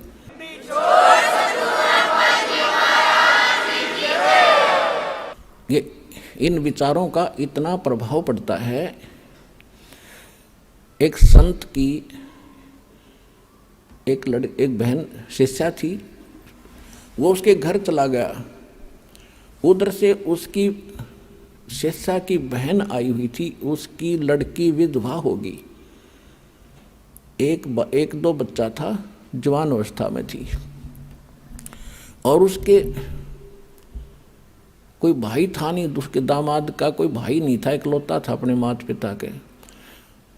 तो वो उधर उन 2-3 संत के साथ 2-3 और भगत संत थे, तो उन्होंने जब खाना खाया, रात को सो गए, तो सुबह उस संत को सारी रात ऐसे सपना आया कि हे भगवान मेरी बेटी विधवा होगी, हे परमात्मा इसका क्या होगा, आगे कोई रास्ता नहीं, छोटे छोटे बालक हैं, कैसे पालेगी।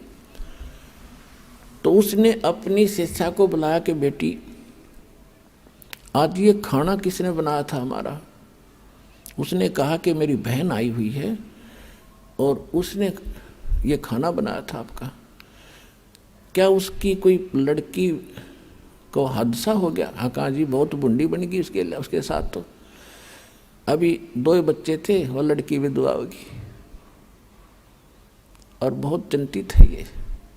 वो लड़की को बुला, उसको तो समझाया बेटी ये तो जो होना था हो गया, पर भक्ति कर नाम ले ले, तो वह तो बहुत अलग शिक्षा दी। लेकिन कहने का भाव ये है कि वो खाना बनाने वाले के विचार उस भोजन में गए और उसको जाकर अफेक्ट किया उस ऋषि संत को। तो इसी प्रकार जो आज सारे वातावरण में रागनी फिल्मी गाने राजनीति की बातें या अटपट सुनते हो, अखबारों में पढ़ते हो, फिर दूसरों को सुनाते हो, ये सारे समाज में फैल गया, सबका वही स्वभाव बन गया।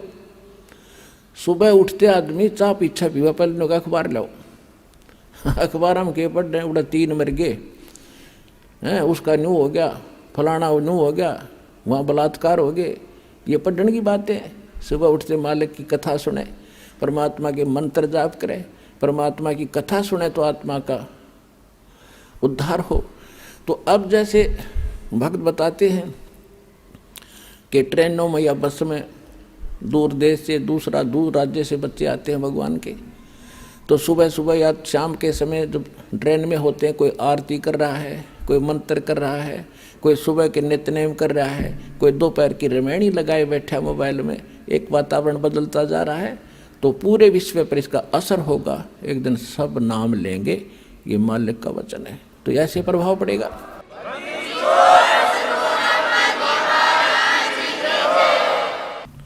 तो अब ये वातावरण ऐसे बदलेगा।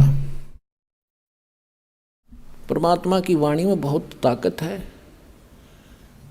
और विधिवत वो वाणी प्राप्त होती है, उसी से असर होता है। सब यानी अधिकारी से लेकर जो नाम जाप किए जाते हैं उनको आप भी असर होगा और वातावरण के अंदर भी बहुत प्रभाव पड़ेगा। अब आप देखते हो कितने टीवी चलते हैं, सब जगह ये राजनीति की बातें, फलाना ये धकड़ा ये बड़ा, इसको तो 1 नंबर पर मान रहे हैं। ये 1 नंबर पर तो इन टीवी वालों ने भगवान की चर्चा सुनानी चाहिए दिन में कई ताकि आत्मा इंसान की बुद्धि बदले, बुराइयों से दूर हो और संसार में शांति पैदा हो। या तो शांति पैदा कर रखी है। अब फिल्मों में देखते हैं विवाह करते हैं, जब इतनी बड़ी बारात दिखाओगे और 1 किलोमीटर तक बाजे बजाने वाले तुर तुर करते, तो आम आदमी की भी वाहवाही होती जा रही है।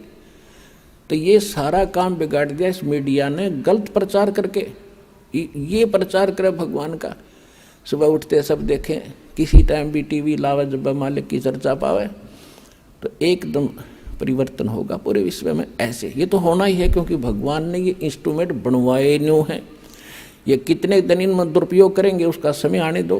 जनता जागेगी जब इनको कहेंगे भाई ये नहीं, अच्छी बात चलाओ, इसमें बच्चों पर अच्छा असर पड़े, माँ बाप पर भी अच्छा असर पड़े और सारे संसार में एक सद्भावना उत्पन्न हो, तो वो समय तो आएगा। क्योंकि ये बनवाए इसलिए है परमात्मा ने, नहीं 10 साल पहले कितने ना थे, ये 15 साल पहले। अब इसलिए दाता ने इंस्ट्रूमेंट, मोबाइल, इनके अंदर ये मेमोरी कार्ड, इसमें 20-20, 40-40, 100-100 घंटे के सत्संग सुन लो, डाल लो, नए नए सुनो। दिन में मंत्र न अनपढ़ आदमी सुन लो, कान का ला कर लीड, दूसरे नहीं ना पता चले के बोल रहे के सुने। यू सफ़र करते हो बस में, कान में लीड लगा ली, मंत्र शुरू कर दिया अपना, ना पड़ोसी ने बेरा के कर रहा है। और कितना लंबा सफ़र हो, मिनटों में जाओगा। और उस समय जब नाम नहीं है तो क्या देखता जाओगा, यू क्यों आ गया, वो देखियो देख खड़ा है झांकी में देखे जा।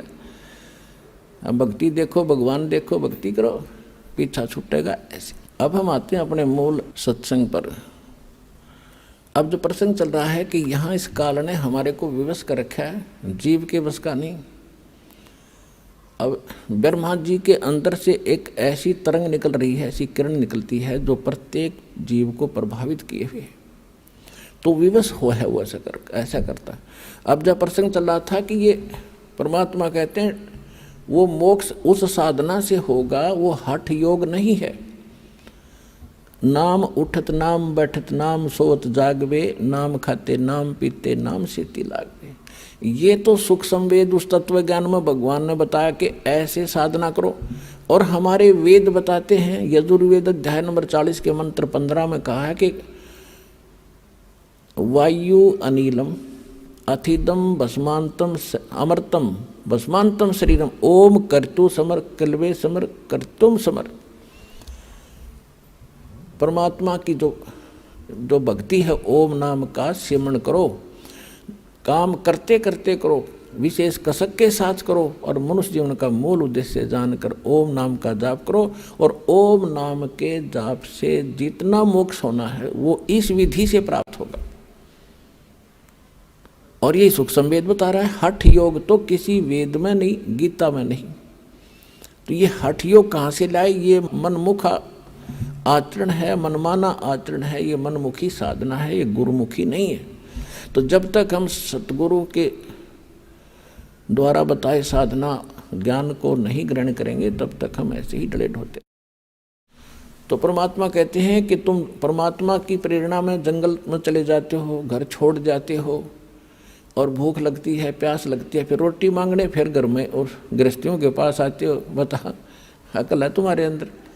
अब घर में सारी सुविधाएं हैं, मकान है, झोपड़ी है, छोटा है, बड़ा है, जैसा तेरी किस्मत में, और नाम मिल गया, काम भी कर रोजी रोटी के लिए और भक्ति कर। और जिस काम को पहले आप करने में सारा समय लगा देते थे वो पूरा नहीं होता, बरकत नहीं होती। भगवान की भक्ति में यह शक्ति और है, आपके घर में बरकत करेंगे, आपके शरीर को स्वस्थ करेंगे, आपके आने वाले जो पाप कर्मों के दंड हैं उनको दूर करेंगे, तो आपको निर्मल करके रखेंगे, आपको बरकत भी देंगे और मोक्ष भी इसी विधि से मिलेगा। और भगवान विष्णु जी के अंदर जो एक सतोगुण भर दिया इसने, यही 3 देवता हैं और यही 3 गुण हैं। जैसे मिर्च का गुण बना दिया कि वो तो मुंह फूकेगी और छोंक लगेगा, छींक आवेगी। अब जैसे रसोई में छोंक लगाया जाता है, ये भगवान रहते हैं ऊपर तीनों अपने लोकों में, विष्णु विष्णु लोक में, शिव जी शिवलोक में, ब्रह्मा जी ब्रह्मा लोक में। और वहाँ से ही ये 3 लोकों के ऊपर इनके अंदर से निकल रही वो रेंज, वो किरण, वो तरंग हमें प्रभावित कर रही है, तीनों लोकों के प्राणियों को, स्वर्गलोक, पृथ्वीलोक और पाताल लोक। अब जैसे रसोई में छोंक लगा रहे हैं मिर्चों का, और अलग कमरों में बैठे अन्य व्यक्तियों को भी छींकें आनी शुरू हो जाती हैं। मूल वस्तु, साकार वस्तु तो रसोई में, उसके निराकार उस तरंग ने जाकर वहाँ विचलित कर दिए, वो छींक उनके बस की नहीं रोक दे। तो इसी प्रकार इन तीनों भगवानों से निकल रहे 3 गुणों का प्रभाव आपके ऊपर है। जीव के बस का नहीं कि आप इनसे बच सको। इसको बचने का तरीका है, इसकी एंटीबायोटिक बताई भगवान। वो क्या है कि डेरे डंडे खुश रहो और खुश रे लहे न मोक्ष। ध्रुव प्रहलाद भी जब उधर गए तो फिर गृहस्थी में क्या दोष।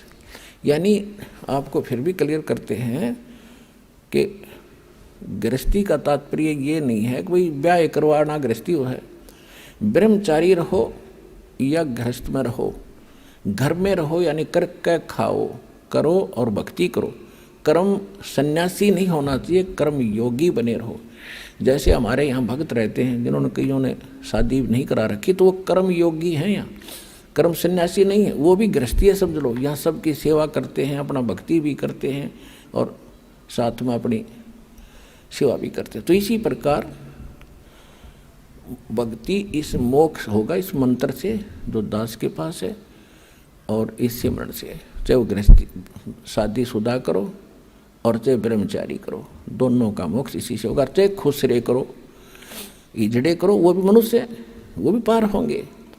पर यह वृत्ति बदले जब बात बने तो ज्ञान से सत्संग सुने तो सबको असर होगा। तो प्रसंग जो चल रहा है उस पर आते हैं। जो परमात्मा ने बताया काल को कि तूने ऐसा जुल्म कर दिया, हाहाकार मचा रखी, और मैं इनको जाकर ज्ञान बताऊंगा। तो एकदम भयंकर होकर मुझे मारने के लिए दौड़ा धर्मदास, परमात्मा बता रहे हैं। और मैंने श्वास का सिमरण कर दिया, सतनाम का सिमरण किया,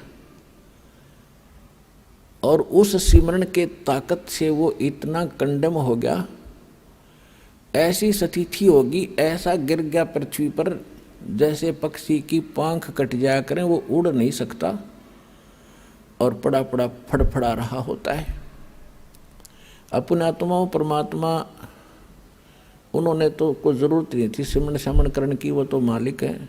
लेकिन हमें ये सतर्क करना चाहते हैं कि जिस समय आपके ऊपर कोई भी आपत्ति किसी प्रकार की आ जाए, चाहे कोई आध्यात्मिक है या सांसारिक है, उस समय आपको प्रथम मंत्र मिला है तो प्रथम मंत्र का सिमरण शुरू कर दिए, जाप करिए।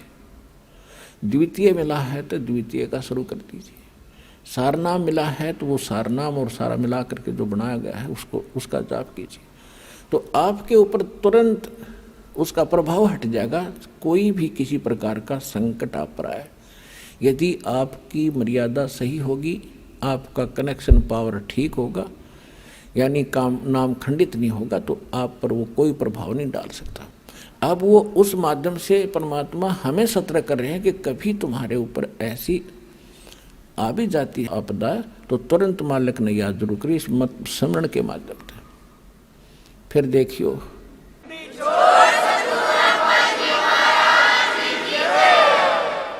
तो उस समय वो ऐसी स्थिति में आगा गिर गया जैसे पक्षी की पांख कट जाया करती हैं। अब उसने देख लिया, काल ने देख लिया कि भाई जोगजीत के पास कोई शक्तिशाली मंत्र है, इसने तो मुझे कंडम कर दिया। तो इसने फिर चापलूसी का सहारा दिया। आप देख लो, यहाँ यथा राजा तथा प्रजा, जिसायु भगवान है, इसी हमारा सबका नेचर ऐसा ही है। हमारे से कोई बोधा आदमी है, यानी कमज़ोर है, शारीरिक कमज़ोर है या वैसे व्यवस्था में कमज़ोर है, तो हम उसका सिर पर चढ़ जाएं। और जब तगड़ा सामने आ जा, उसने हाथ जोड़ा, हाँ जी चौधरी साहब। एक शराबी जावा था, शराब पिए गली में, सामने एक बनिया आ गया, बनिया लाला जी, क्योंकि वो अल्पसंख्यक होते थे गाँव में, एक दो चार घर होते थे। तो शराबी ने जब देखा उस बनिया को, गाली देने लग गया। तो दूसरा बोला, अरे बोलिए ना लाला जी, शराब पी रहा है। इतने में एक लठ ले रहा था कंधे पर, तगड़ा सा आदमी। वो बोला, अरे क्या, कौन है, क्या कर रहा है? बोला, चौधरी साहब नमस्ते। तो लाला जी बोले, भाई तो 2 डाल की पी रहा है, ये तो 2 तरह की पी रहा है, शराब पी रहा था। मन ने गाल दे रही, ठाडा दिखा, इसने हाथ जोड़ा। तो यू काल तो दो तरह की प्यारा खींचने मारे थे, और खूब भी ये दो तरह की पी रहा है। जब इसने नो देखा कि मैं इसने मारूंगा, जब ताकड़ पाड़ के गया, जब परमात्मा ने उसकी देही तोड़ दी, जब पड़ा पड़ा तड़फे और शायद से घिसड़ के और चरण पकड़ लिए धर्मदास मेरे आके, तुम्हारे भगवान 21 ब्रह्मांड के मालिक ने, ब्रह्मा विष्णु महेश के पिता ने।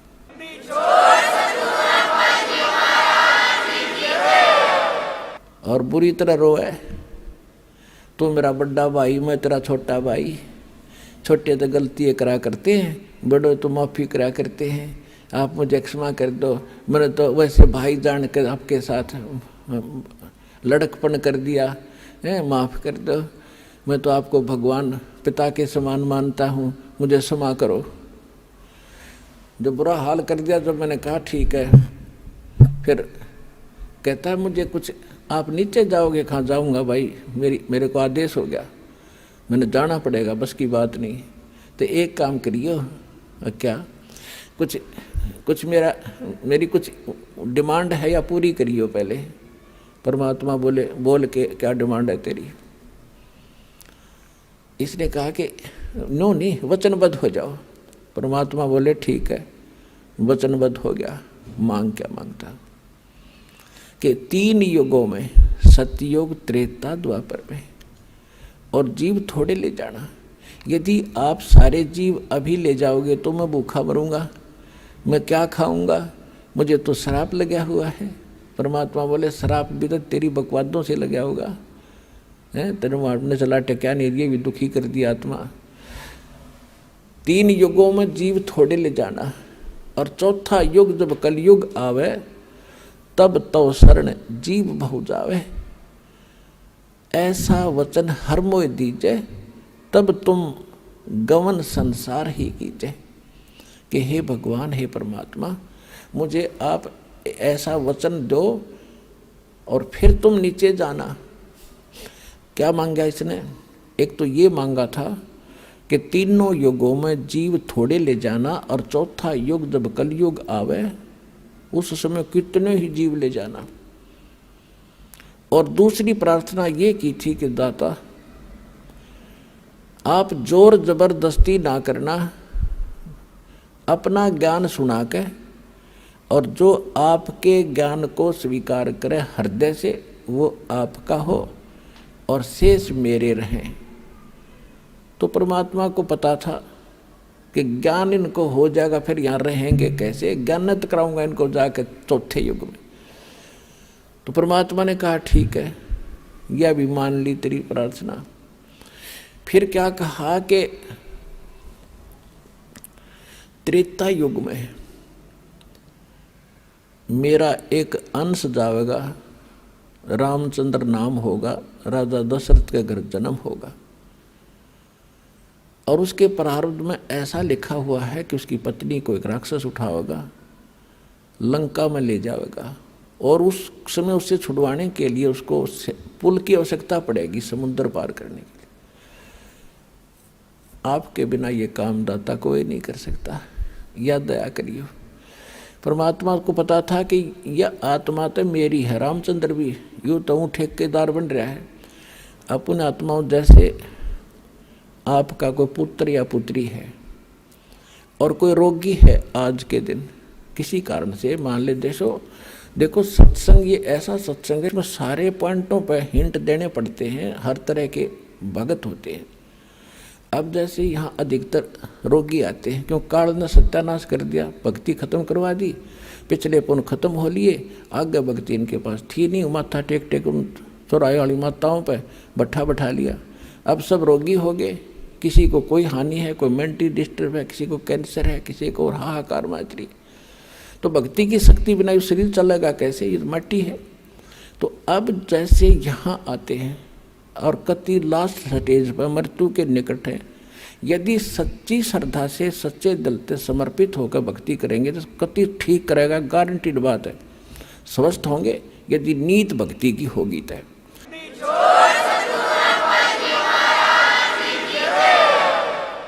और दूसरी बात यह है कि कोई जैसे अब क्या करते हैं, कोई भक्त बता देता है कि वहाँ जाते ठीक हो जाते हैं, वो चल पड़ते हैं बेचारे, को सब जगह थक लिए, वो सोच लेते एक ट्राई और कर लेते हैं।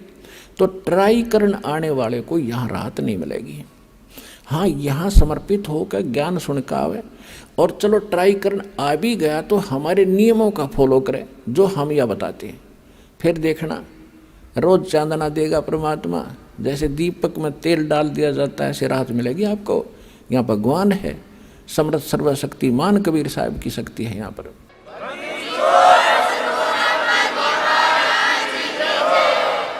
अब फिर भी किसी कारण से भी राहत ना मिल पाई, त्रुटि तो अपनी ही होगी, भगवान में तो है ही नहीं। सतगुरु के दरबार में भाई कमी कहे की ना, अनसा मौज नहीं पावता तेरी चूक चाकरी माँ। इस सच्चे दरबार में कबीर भगवान की डिक्शनरी में इम्पॉसिबल वर्ड नहीं है, असंभव शब्द नहीं है इस भगवान के दरबार में। यदि कोई आप नहीं राहत प्राप्त कर रहे हो तो आपकी चाकरी में दोष है, कमी है, त्रुटि है, आपकी कोई श्रद्धा भाव और सिमरन भक्ति में कोई दिक्कत है, उसको सुचारू करो, वो अवश्य मिलेगी। अब कहने का भाव ये है कि अब जैसे किसी का बाप बीमार है, 70 साल का हो गया और नाम ले लिया उसने, दुखी गणा था, दीक्षा ले ली, राहत तो मिलती है, लेकिन फिर भी किसी कारण से त्रुटि रह जाती है, कोई नियम खंडित कर देते हैं, आदत छूटती नहीं। कालना तो यही तक नाश कर रखा है कि इनको सुख नहीं हो, दुख हो जितना हो, नाम ले जाते हैं। और बहुत से भक्त ऐसे आते हैं जी कति ठीक हो गया था और इसने बीड़ी पी ली, क्यों माड़ी राहत होगी, वो बकवाद फिर भागी और फिर वही स्थिति होगी। तो भाई ऐसे व्यक्ति को यहाँ कोई स्थान नहीं है। अब भगवान नहीं सुनेगा ऐसे व्यक्ति की, दोबारा नाम लो और फिर ठीक हो जाएगा, आगे नियमित रहना। इस कारण से वो कोई नाम खंडित करने से मृत्यु भी प्राप्त हो जाती है। अब हम तो रो रहे हैं कि हे भगवान यू क्यों मर गया, क्योंकि हमारा पिता था या हमारा पुत्र था, हम तो एक सुख के ठेकेदार बने। वो तो आत्मा तो उस परमात्मा की थी, उस परमात्मा की आत्मा है और उसको नाम दे दिया, नाम दे दिया तो उसको मनुष्य जीवन मिलेगा। इस नाम का एक बार भी जाप करके जो दास प्रथम मंत्र देता, और यदि शरीर छूट गया तो मनुष्य जीवन गारंटीड है, भक्ति मिलेगी। और इस अनमोल अमृत को बचा कैसे रखा था, छुपा क्यों रखा था, इसलिए रखा था कि ये जरूरत है इसकी।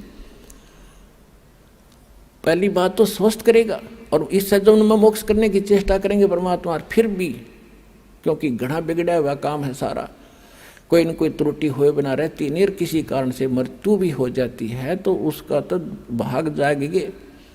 दोनों हाथों में लाडू, सतलोक आसन बरवाड़ा में आपके।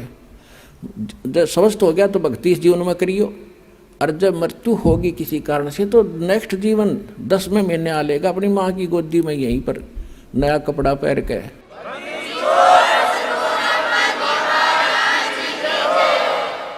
ये तो असंख्यों शरीर जाली है हमारे, ये तो एक कपड़ा बदलना है।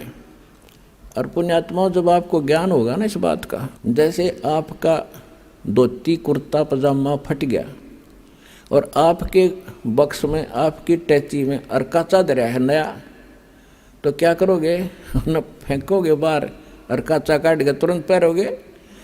तो ये जो शरीर है ये तो एक कपड़ा है, अगर ये खराब हो गया तो इस मंत्र से मोक्ष से पहले भी अगर खराब हो जाता है तो नया तैयार रखे आपका टैची में, पैर के तुरंत आ लोगे यहीं पर और बाहर हो जाओगे। इसको ज्ञान समझना, ये कोई डूम बाट के गीत नहीं, कोई रागनी बनानी है गिरागनी नहीं, ये कोई फिल्मी लोगों की बनाई हुई दंत कथा स्टोरी नहीं, ये परमात्मा का दिया अध्यात्म ज्ञान है और इसको 100% सत्य है और आप भी इसको सत्य मानना।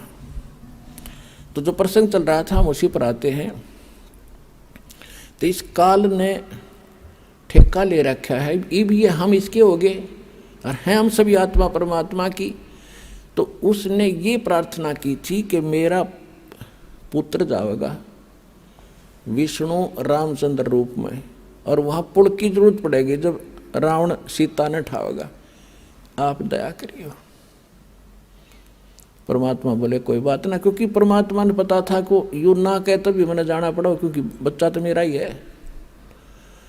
कहीं भी कोई दुख आत्मा है तो दाता रो तो वही रहा आपके लिए। कबीर साहब कहते हैं मैं रोए तू सृष्टि को, और ये सृष्टि रोए मोहे।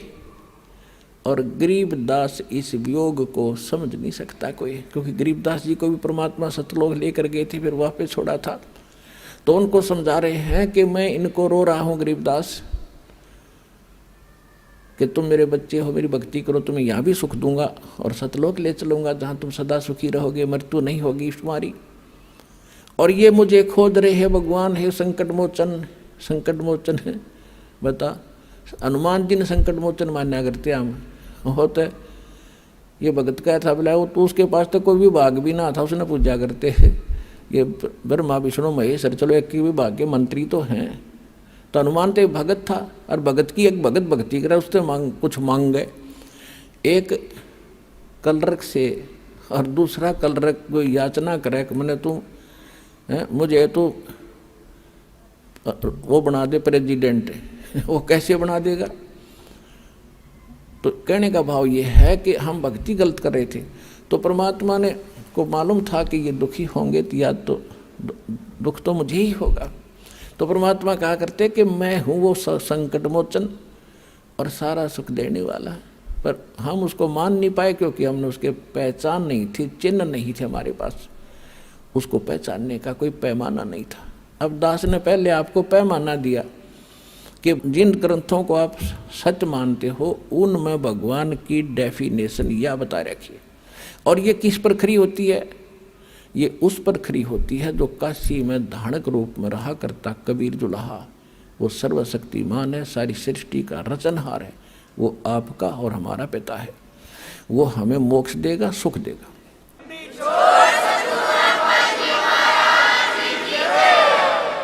फिर क्या किया उसने?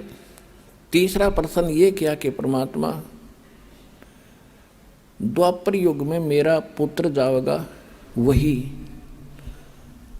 और उस समय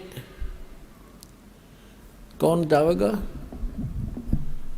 श्री कृष्ण यानी विष्णु जाएगा, और वहाँ एक मंदिर बनवाना चाहेगा अपना जगन्नाथ के नाम पे, और उस जगन्नाथ के मंदिर को समुद्र नहीं बनने देगा। क्यों नहीं बनने देगा? उसका आगे कारण बताएंगे। तो उसको आप बचाना। परमात्मा बोले तथास्तु, और बोल के मांगे। तब काल ने कहा था अब जब उसके सारे मांग पूरी होगी, और तब फिर बदल गया, आंखें खड़ा हो गया। अक्षमा भगवान ने कर दिया था, ठीक है तो अक्षमा कर दिया, वह शक्ति उस पर असर कर नहीं रही थी। वो खड़ा हो गया। खड़ा होकर न्यू कहता जाओ जोग जीत संसारा। न्यू बोला चौथे युग में ऐसा कर दूंगा इन प्राणियों को, ये भक्ति योग नहीं छोड़ूंगा, और ना जाने कितने इनके विभाग कर दूंगा, अलग अलग मजहब धर्म बना दूंगा, अपने दूत भेज के इनको गलत ज्ञान से रंगवा दूंगा। और एक और प्रार्थना की थी कि पहले मेरे अंश जावें, पहले मेरे दूत जाएं, मेरे प्रचारक जावें, और पीछे अपना बेसिक भेज दियो। अब वो सियाणा बनया था कि इनका पहले चला जा, सारी ये बात बता दे, मेरे वाले की कोई सुने हो नहीं। परमात्मा ने पता था कि ये इतने भले ना है कि मेरे वाले की जल्दी से मान लेंगे। तो कहा था ठीक है पहले तेरे चले जाएंगे, खूब या भी तेरे को छूट दे दी। फिर ने बोला जाओ जोग जीत संसारा, जीव न माने कहा तुम्हारा। क्या कहा कि अब मैं क्या करूँगा, अपने दूतों के माध्यम से अपने संत भेज के और सबको उल्टा पाठ पढ़वा दूंगा, गलत ज्ञान प्रचार करवाऊंगा, देवल मंदिर तीर्थ पत्थर पुजवान में इन्हें दृढ़ कर दूंगा। और ये जब तुम्हारा आएगा पीछे से कोई हंस, तो परमात्मा ने कहा था कि चौथा युग जब कलयुग आवे तब हम अपना अंश पठावें, तब मैं अपना एक अंश अपना दास भेजूंगा। तब काल ने कहा था कि बेशक भेज देना, उस समय तेरे उस दास की, तेरे भेजे हुए संदेश वाहक की कोई नहीं सुनेगा। और मेरे वकील बनेंगे, इतना अज्ञान से ठोक दूंगा उनको कि मेरी ओर हो करके तेरे साथ वाद विवाद करेंगे वो, और एक नहीं मानेगा। और वैसे का जी कलयुग कहा था कि जाओ जोग जीत संसारा, जीव न माने कहा तुम्हारा, जीव तुम्हारा कहा न माने, हमारी ओढ़ हो, हमारी ओढ़ होकर बात बखाने, यानी वाद विवाद करेंगे तुम्हारे साथ। तो परमात्मा ने कहा था कि आप अपना काम करियो, अरे हम अपना करेंगे। परमात्मा को पता था। धर्मदास जी ने कहा कि दाता हे भगवान, आपने इतनी छूट क्यों दे दी उसको। लाला जी थे ये धर्मदास जी, माइंड घना यूज करा उसने। हे परमात्मा, अरे 3 युग क्यों दे दिया, इसे ये तो नाश कर दिया इसने मारा है, इसके ऊपर पार पड़ेगी भगवान। परमात्मा बोले भाई बात सुन, यदि तुम मान जाते मेरी बात, मैं तो सतयुग से पीछा पड़ रहा हूँ तुम्हारे। सतयुग में भी आता हूँ, ज्ञान सुनाता हूँ, भक्ति थोड़ी बहुत प्रवेश करता हूँ, तुम सुनते ही नहीं, क्योंकि उस समय तुम सभी सुखी होते हो। और जैसे सतयुग त्रेता द्वापर में ये अच्छी आत्माओं के जन्म होते हैं, फिर धीरे धीरे उनकी पुण्य खत्म होते चले जाते हैं। अपन आत्मा जो अध्यात्म ज्ञान इतना है कि इसको समझाने में भी बहुत समय लगता है। समझने में तो बहुत टाइम लगेगा, क्योंकि आप तो पहली बार सुन रहे हो। जो पुराने भक्त हैं वो तो शीघ्र समझ जाते हैं, उनके लिए भी एक बहुत इंटरेस्टिंग और नया नया ज्ञान भी और भी होता है साथ में। तो इसमें जो बहुत से प्रकरण होते हैं कि जैसे अब ये तीसरा युग, अब ये है कलयुग की पिछली पीढ़ी, अब इसमें ये सब मंत्र सार्वजनिक कर दिए और सब पार होंगे जो नियम में रहेंगे। तो ये भगवान का वचन है, पूरा विश्व पार होगा। और लास्ट में जब भक्ति मतलब कुछ रह जाएंगे नहीं पार हुए, तो वो भी लाखों करोड़ों की संख्या, अरबों की संख्या होगी जो नाम ले लेंगे, मोक्ष नहीं कर पाओगे, क्योंकि उनमें ऐसा परिवर्तन हो जाता है, कुछ करनी में फर्क पड़ जाता है। तो उनको उनके पास ये भक्ति धन तो जो का तू होगा, लेकिन पार ना हुए तो ये काल पकड़ेगा, इन्हें ऊपर ले जाएगा, ब्रह्मलोक में रखेगा या पूंजी समेत वो वहाँ रखेगा। तो जब वहाँ समाप्त हो जाएंगे, उसके पुण्य खत्म होंगे, फिर पृथ्वी पर पटकेगा उनको सतयुग में। अब मेन पुण्य तो वहाँ खत्म कर दिए, फिर भी बहुत से पुण्य उनके होते हैं जो मनुष्य शरीर में ही मिलते हैं। एवरेज में एक रेशो है, उतनी रेशो के पुण्य वहाँ देने ही पड़ते हैं। तो सतयुग में यही प्राणी जो आज इस ज्ञान से भक्ति युक्त होकर के रह जाएंगे, भक्ति धन युक्त होकर रह जाएंगे, वो फिर महास्वर्ग में होंगे। वही फिर पुनर्जन्म होगा, सतयुग में शुरू होंगे। वे आप कोई आज के नहीं हो। कहते हैं जो जन मेरी शरण है ताका हूँ मैं दास, और गेल गेल लाग्या फिरूं जब तक धरती आकाश। आपके पीछे भटक रहा भगवान, पर आपने काल की भांग पी रखी है यहाँ की, और यह छूटती नहीं। कबीर ये माया अटपटी, सब गट आन अड़ी, किस किस न समझाऊं या को भांग पड़ी। परमात्मा आपके लिए भटक रहे हैं। अब क्या कहते हैं कि सतयुग में इनका जन्म होता है, और ये भक्ति सभी ये काल की करते हैं, ये ज्ञान यहाँ दे ही रखा है, तो सभी भक्ति भी करते हैं और सुख भी हो रहे, क्योंकि सुख तो हो रहे थे उनके प्रारब्ध के पुण्यों के कारण। और वो मान बैठे थे कि हम जो भक्ति कर रहे हैं इससे ये चमत्कार हो रहे हैं। फिर वही आत्मा त्रेता में आ गई। त्रेता में फिर उनके और उनसे सतयुग से कम पुण्य कर्म रह जाते हैं, फिर द्वापर में, और त्रेता इस कलयुग में तक कति कंडेम हो लिया। आपके पुण्य रहे नहीं, अब भक्ति वही आप कर रहे हो, आज भी कर रहे हो। अब क्यों ना लाभ होता उनसे, जब 3 युगों से करते आ रहे, वो ठाठ होते दिखाई देते उनके, क्योंकि वो आपके प्रारब्ध के पुण्य ही फल रहे थे। इस भक्ति से आपको कोई लाभ नहीं हो रहा था। अगर वही भक्ति आज कर रहे हो, रामकृष्ण वही हैं, आप भी वही हो, और वो गीता और वेद है 5000 वर्ष से, तो ये हैं गीता तो। और आज क्या हालत होगी हमारी, साधना करते भी हैं फिर भी दुर्गति। तो परमात्मा को पता था कि धर्मदास ये सतयुग त्रेता द्वापर में इनकी करीब इनके पास होगी, और ये मेरी ना सुने कति। और मेरी ये जब सुनेंगे जब ये भक्ति भी करते होंगे नकली संतों से, और वहाँ लाभ होना ही नहीं इनको, और इनकी ब्रान माटी हो लेगी ना जब ये मेरी मानेंगे या हो लेन देख वे इनकी। तो आज वह ब्रान माटी हम की हो चुकी है और अब हम भगवान पहचानेंगे। और जब ये मेरे पास आवेंगे और मेरे दास के पास आएंगे और आशीर्वाद पाएंगे या भक्ति करेंगे, इनको फिर उबार लूँगा और पार कर दूँगा। तो इसलिए ये समय मालिक ने नो सिलेक्ट कराया था।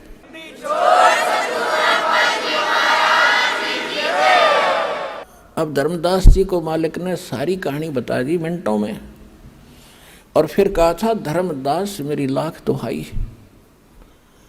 ये मूल ज्ञान जो मैंने तेरे को बता दिया और ये मूल मंत्र, ये सार शब्द ये कहीं बाहर ना जाई, ये सार शब्द बाहर जो पढ़ी, ये मूल ज्ञान। दो जगह दो बाणी बोल रखे हैं, एक तो ये मूल ज्ञान ये है जो दास आपको समझा रहा। आज तक ना को कबीरपंथी जानता है इसको, और बाकी अगर मतलब है कि इस ज्ञान के आसपास भी आ जाए। तो ये था मूल ज्ञान और ये है मूल मंत्र, कंप्लीट कोर्स ये आपको दिया जा रहा भक्ति का। तो इसके विषय में कहा था धर्मदास मेरी लाख दुहाई, और ये मूल ज्ञान कहीं बाहर न जाए। मूल ज्ञान बाहर जो पढ़ी या बिचली पीढ़ी हंसनी तरही, ये वो बिचली पीढ़ी का समय है जो आज आपको सुअवसर प्राप्त है। और आप कोई छोटी आत्मा नहीं हो, क्योंकि आपको तो पता ही नहीं बच्चे हो, इस दास को इसका जानकार बनाया है। आप असंख्य युगों से मालिक के चरणों में लगे आ रहे हो, भक्ति करते आ रहे हो, लेकिन फिसल जाते हो, यहीं पर पार हो गए होते हो तो यहाँ क्या धक्के खाते हम। तो आपके साथ वो उसी समय से पीछे पड़ा हुआ है, सतयुग त्रेता द्वापर में, और ईब आ गया वो कलयुग। जब परमात्मा आए थे सन 1398 से और सन 1518 तक, संवत 1455 से और संवत 1575 तक परमात्मा इस धरातल पर एक लीला करने आते हैं। वो उसी तरह लीला करते हुए रहे और यो ज्ञान भी दिया। तो वो थी प्रथम चरण कलयुग निर्याणा, तब मगर मांडो मैदाना। कलयुग का प्रथम चरण वो होगा जब मैं मगर से सशरीर एक लीला करूँगा, मगर में एक लीला करूँगा, वो तो प्रथम चरण। और अब ये बिचली पीढ़ी और लास्ट की जो पीढ़ी होगी कलयुग की, वो तो कृतघ्नी हो जाएंगे, मांसाहारी होंगे, कोई नेम धर्म रहेगा नहीं। लास्ट की तो बहुत बुरी स्थिति बता रखी है सुख संवेद में, बहुत बुरा हाल हो जाएगा। तो अब ये है प्राइम टाइम मोक्ष कराने का और सतलोक जाने का, परमात्मा पाने का। और इस समय में आपको मानव शरीर और सतलोक आश्रम बरवाला जिला हिसार में आपका आना हो गया। पुणात्माओं, आज चाहे कोई ज्ञान से आ गया और चाहे कोई दुखी होकर आ गया यहाँ पर, जो आज कोई संकट निवारण के लिए आया है, तो वो संकट आपके लिए वरदान सिद्ध हो गया, और इससे आपका संकट भी दूर होगा और आपकी मुक्ति भी होगी। ये गिर पड़े रहे शरण में।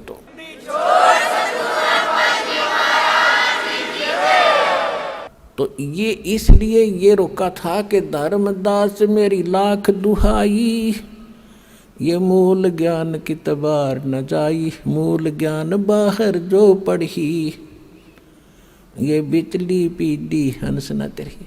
ऐसे ही परमात्मा मिले थे आदरणीय मुल्कदास जी को, आदरणीय दादू साहब जी को, आदरणीय नानक साहिब जी को, आदरणीय गरीबदास गांव छुरानी जिला जज्जर हरियाणा वाले को, आदरणीय गीसा दास साहिब जी गांव खेखड़ा जिला बागपत और उत्तर प्रदेश वाले को, आदरणीय स्वामी रामानंद जी काशी वाले को। और इन सब को प्रतिज्ञा कसम दिवा दी थी कि भाई अभी इस नाम को और इस ज्ञान को लिख दो चौपाई। अब चौपाइयों में क्यों लिखा? चौपाई वैसे भी बता सकते थे, वो तो सारे हिंदी अपनी भाषा तो बोल रहे थे सारे, जानबूझ कर दाता ने इनको गुप्त भाषा में रख दिया, कोड वर्डों में रखा। दास को अबुद्धि दी कि इन रहस्यों को खोलो और आपके रूबरू कर दिया।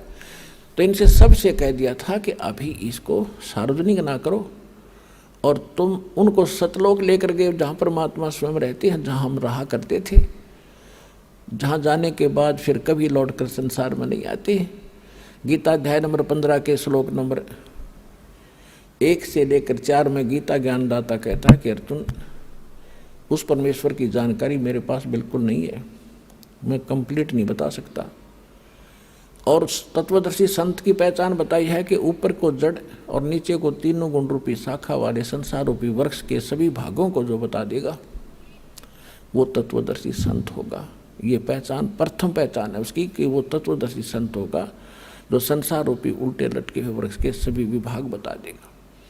उसके बाद फिर कहते हो उस तत्वदर्शी संत की प्राप्ति के उपरांत परमेश्वर के उस परम पद की खोज करनी चाहिए, जहाँ जाने के बाद साधक फिर लौटकर कभी संसार में नहीं आते और केवल उसकी भक्ति करो जिसने संसार रूपी वृक्ष की रचना की है, ने सारे ब्रह्मांडों की रचना की है, सारे संसार की रचना की। तो वो गीता ज्ञानदाता से अन्य है कोई रचनहार भी, और वो जिसकी पूजा करनी चाहिए। और अपनी सतिथि गीता ज्ञानदाता बताता है दूसरे अध्याय के 12वें श्लोक में, चौथे अध्याय के 5 और 9 श्लोक में और 10वें अध्याय के दूसरे श्लोक में कि अर्जुन, तेरे और मेरे बहुत जन्म हो चुके हैं, तो नहीं जानता मैं जानता। तो जिसकी जो आपस जन्म मृत्यु में है उसके पुजारी भी वही सतिथि होगी। गीता अध्याय नंबर 15 के श्लोक नंबर 16 और 17 में 2 पुरुष बताए, जहाँ से स्टार्ट किया था सत्संग अब वहीं फिनिश कर रहे हैं, अंत कर रहे हैं। 16 और 17 में 2 पुरुष बताए थे, सरपुरुष और अक्षर पुरुष। सरपुरुष ये आप है, अक्षर पुरुष एक सात्संग ब्रह्मांड का स्वामी है, और सरपुरुष गीता ज्ञानदाता। इसमें लिखा कि इन दोनों पुरुषों के अंतर्गत ये भी नाशवान, इनके अंतर्गत जितने प्राणी हैं वो भी नाशवान। जीवात्मा तक कुत्ते के देखी बिना मरती, वो अलग विषय है। इसलिए बता 15वें अध्याय के 17वें श्लोक में कि वो परमात्मा तो कोई और है इनसे हटकर, और वही सबका पालक है। वही वास्तव में परमात्मा कहा जाता है जो सदा सुखी करे, दुख नहीं देता।